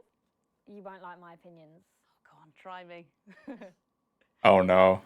Bumbanonk is so old he's like 1 week away from a transition centre, so who cares? And Lil C was cool when I was like 12 or something, but now she's just another fucking loony. And Jesus is a disrupt-loving wanker who should have died with the rest of them 3 years ago. Right. You agree with me? No, you're right, I don't like your opinions. But thankfully, we can go back to Patrick now, who has another familiar face to catch up with. He's freaking out too. What's the atmosphere like there? It's absolutely buzzing here, Megan. The anticipation is killing us. But a little birdie's told us that any moment now, we should get a glimpse of someone incredibly popular with our viewers. A favourite destination for many of the fans. Yes, the Mayor of Bumley will be arriving literally any second now. She is going ballistic. I don't know what's happening. Yet, but as you can And I tell, can't that flip, but really is oh, she just stormed off. something else. Patrick Bannon, NNN. What's it been like since Bumley got so popular? Well, it's been wonderful. The tourism numbers have exploded thanks to the marketing campaign. Investors have ploughed millions into the town. We've got more Bumleyan jobs. It's brought more Bumleyan homes. We're all very grateful. Of course, it's not all bums and roses. It's almost impossible to get a good look at the whole these days. Crowds are This guy, so many puns. bloody marvellous hole. And how have you found public service?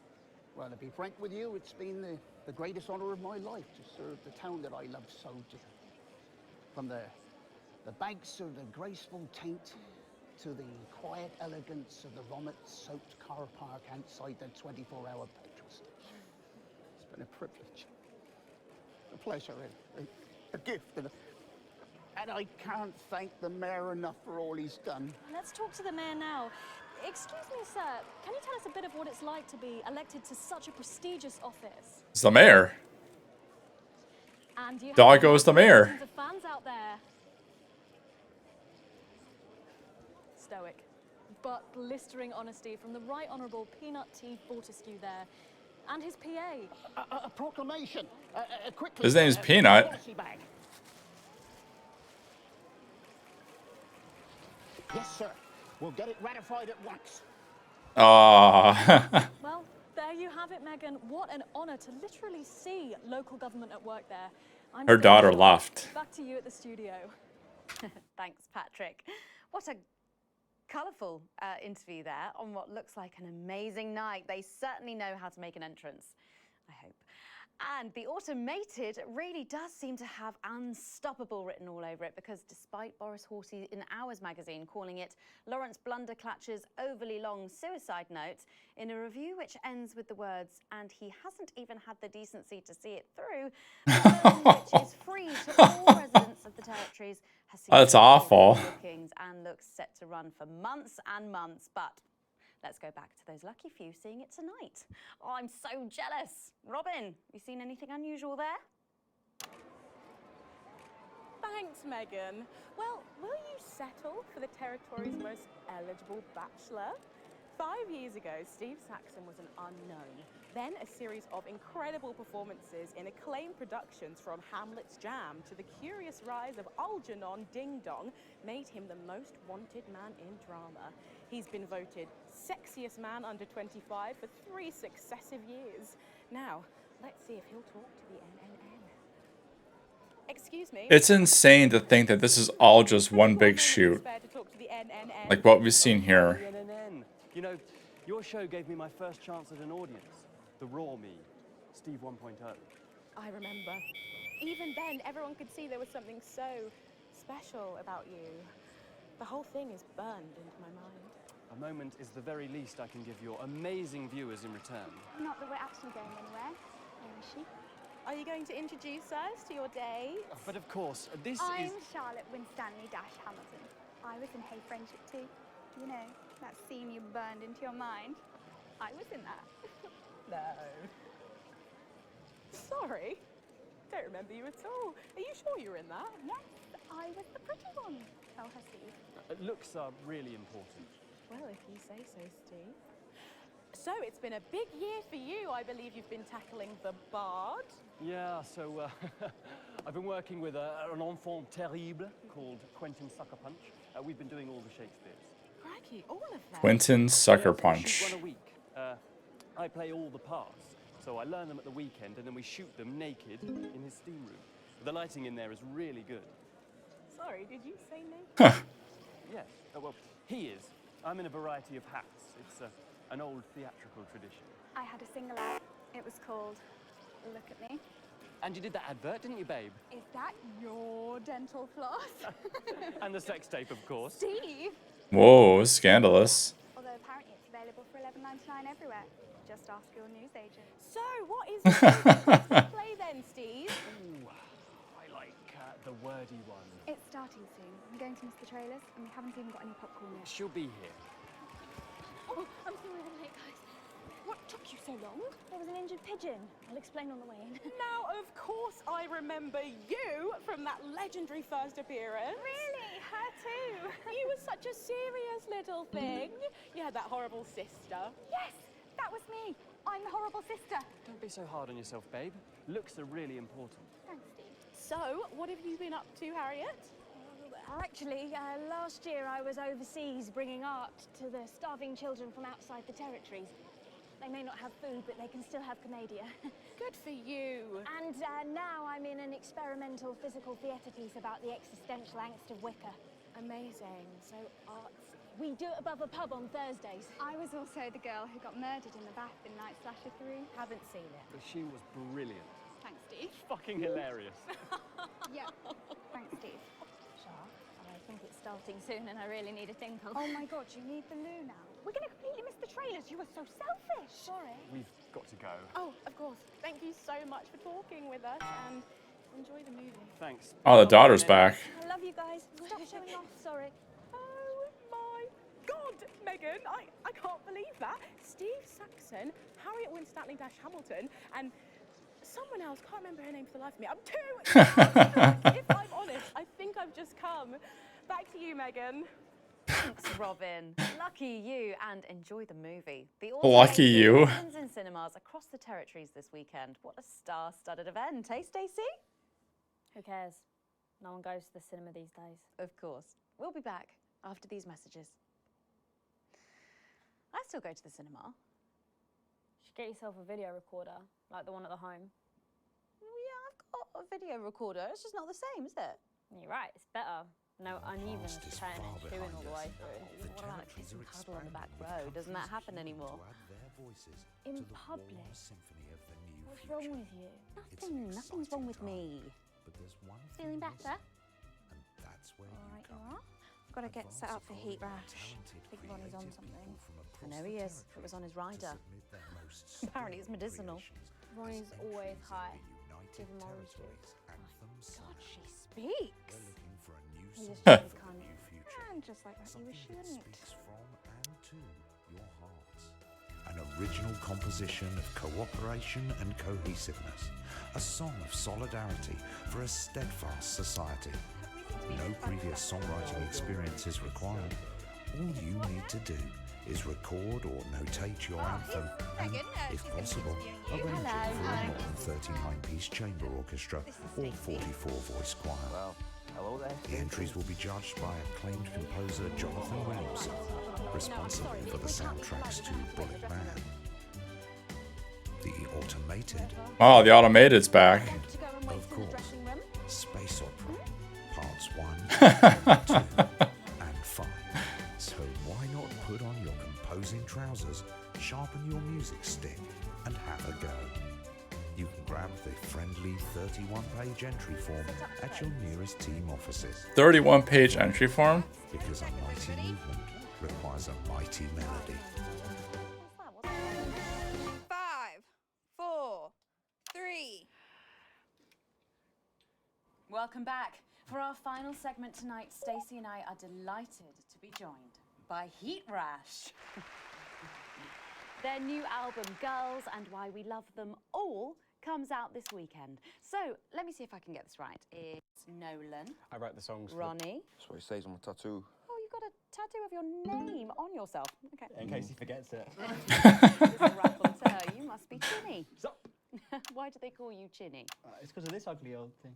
I don't know what you mean. God, you're so fucking embarrassing. Dale. Crikey, Dale, you do not look old enough to be in a band. I get that a lot. I'm actually 23, the oldest one. I have a growth disorder. God, I'm so sorry. I didn't know that. It's so co-pretty.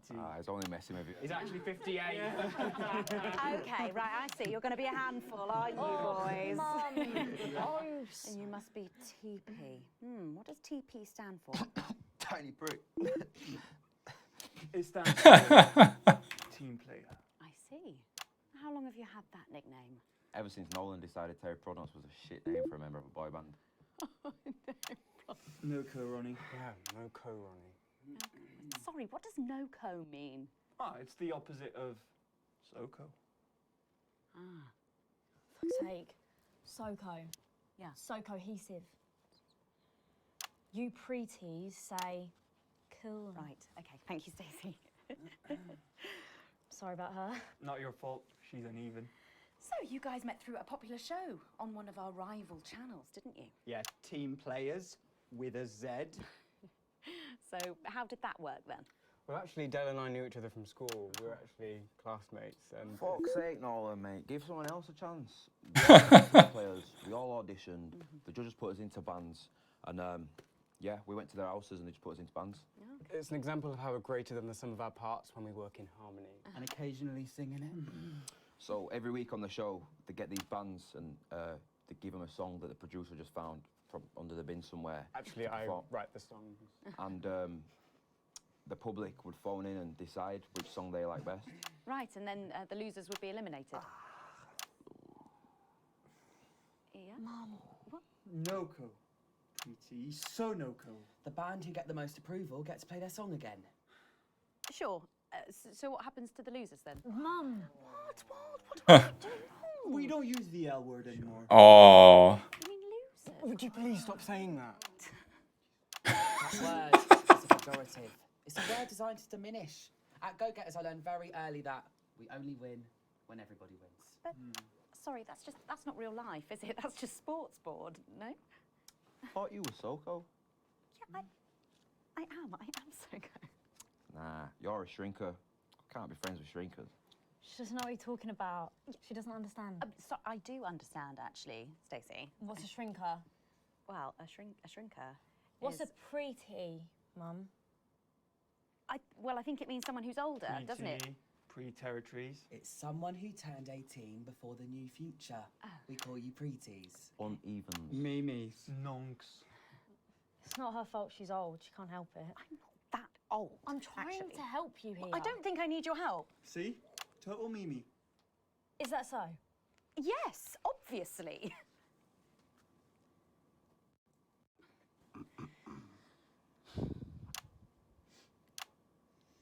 You know what the real problem with you lot is?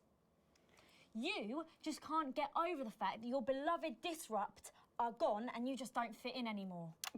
But the truth is, Disrupt were violent, no-co pricks being led by a fucking psycho. I'm glad they lost, and you should be too. Listen, not everyone over 30 supported Disrupt, Stacey. Not everyone, no, but one fuck-off lot of you did. Soko, Stacey. Soko. We've all learned maybe a little bit more than we expected to there. I'm genuinely delighted to have met Heat Rash. And before we end the show tonight, I think you're going to sing for us, aren't you? Yes, that's right. We're going to sing a song from Girls and Why We Love Them All called Pieces of My Heart, which is about a real relationship I had with an actual girl. Oh, Nolan, give it a rest, mate. No one cares. Go on, get on these stools, lads.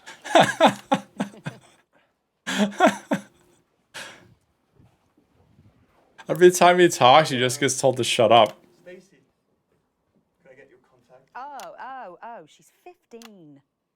Go on, piss off and sing your song, Terry. Christ. Right you are.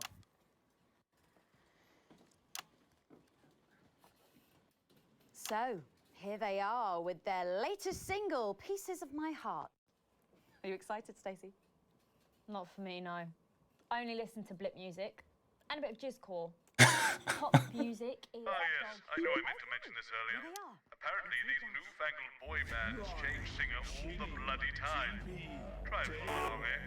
Keep the shot on whoever is currently singing the lead vocal.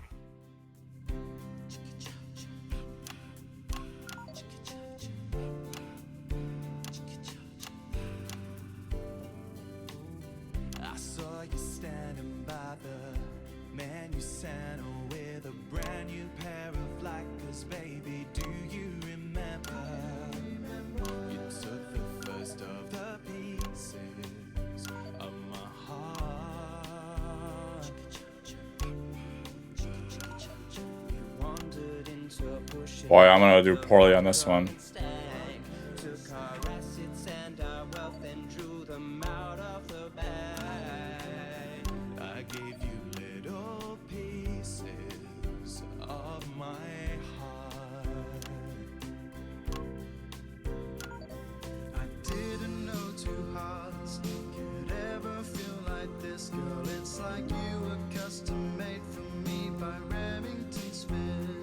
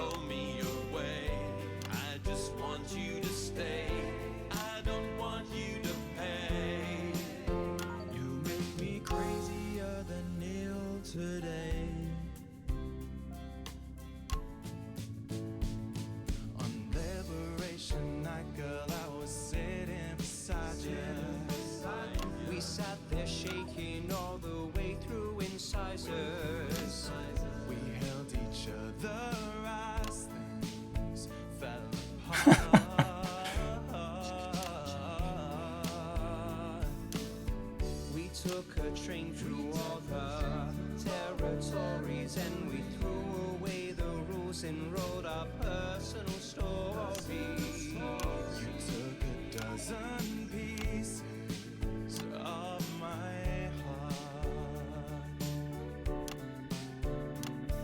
I didn't know that life could ever feel like this, girl. It's like you were custom made for me by Remington's fist. I take all of the loves that didn't last. I leave them there, the uneven past. Share the new future as my bride. Snatch me inside. There's no need to hide all the times you have cried. As my old mom used to say, blow me away.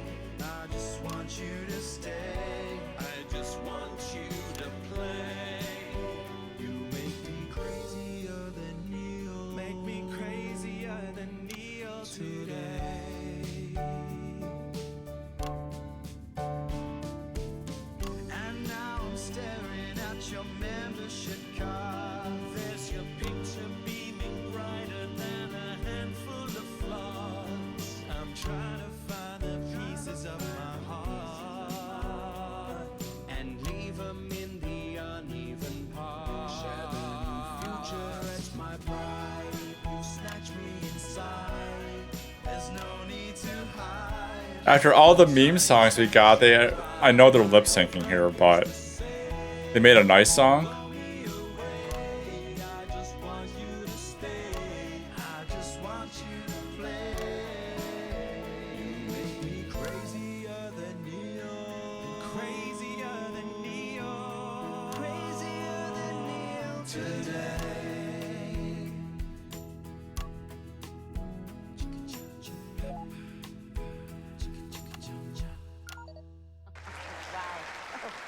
Fantastic, thank you, Yukash.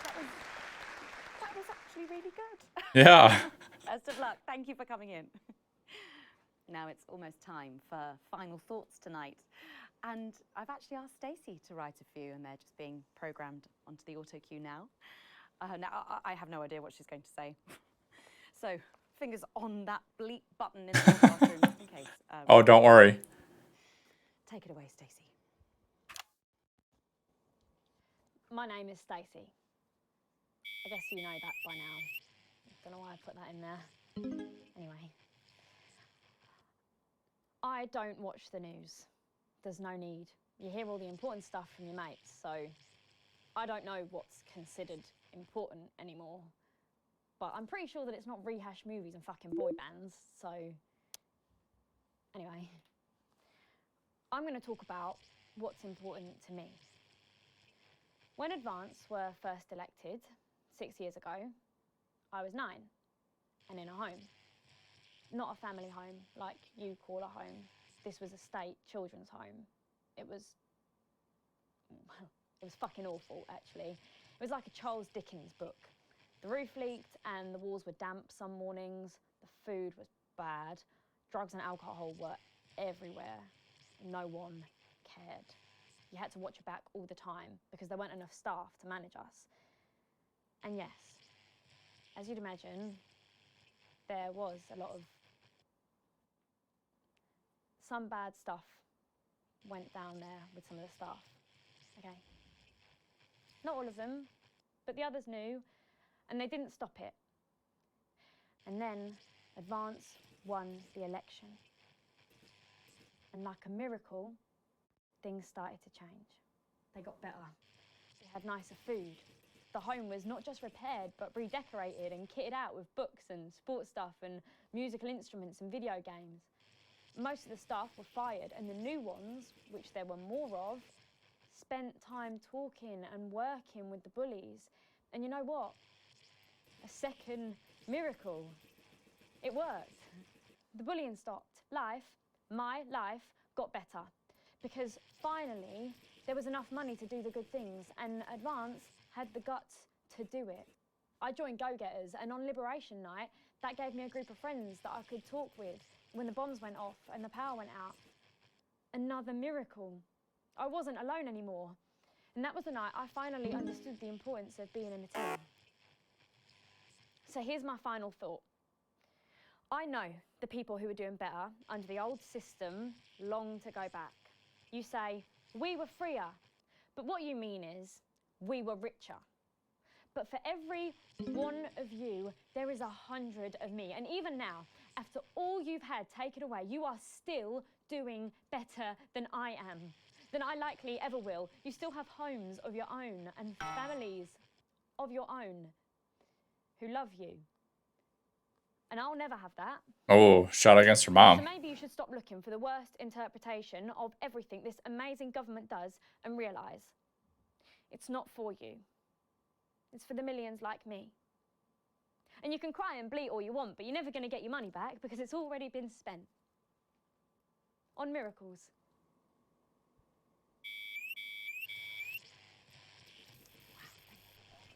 Stand by. Stand by. Let's keep making tomorrow better. And we're out. Is that all right? Yes. Yes, that was more than all right. Nicely done. I think you might have actually given them something to think about. So I guess you're going to be taking me back to the home now then? I was thinking we could go out somewhere and, I don't know, have a meal, talk about our options, if that's okay. Of course, Miss Wolf. Security will be standing by. Thank you. So they're always there then? There was a thing a few years ago now. Oh, with that Jeremy bloke? I heard about that, everyone did. Were you here back then?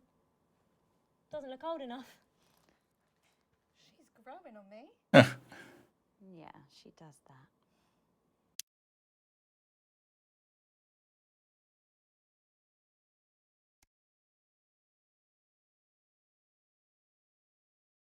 Oh, I can't hear the,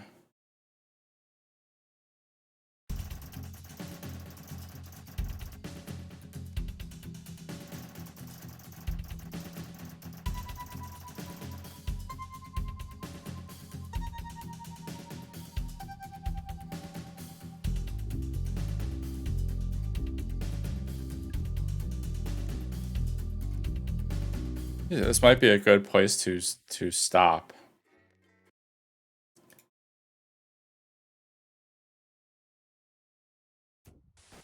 Good evening, I'm Megan Wolf. And I'm Jeremy Dawes. Our main headlines tonight. Alright, chat. I'm actually gonna end it here.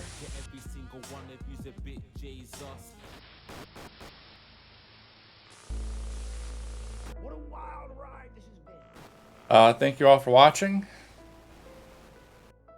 I kind of thought that was going to be the end of it. Clearly it was not, so I guess there'll be more of it. Alright, let's cut the creepy music out in the background. Let's see if we can go raid.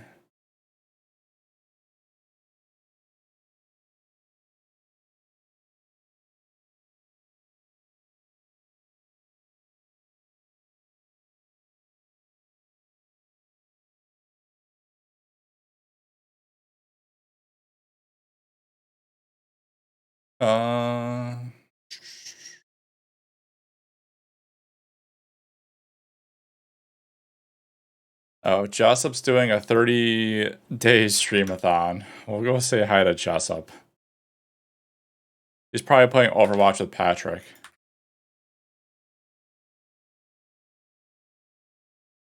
Alright, chat. Thank you again for watching. I'll catch you on the next one.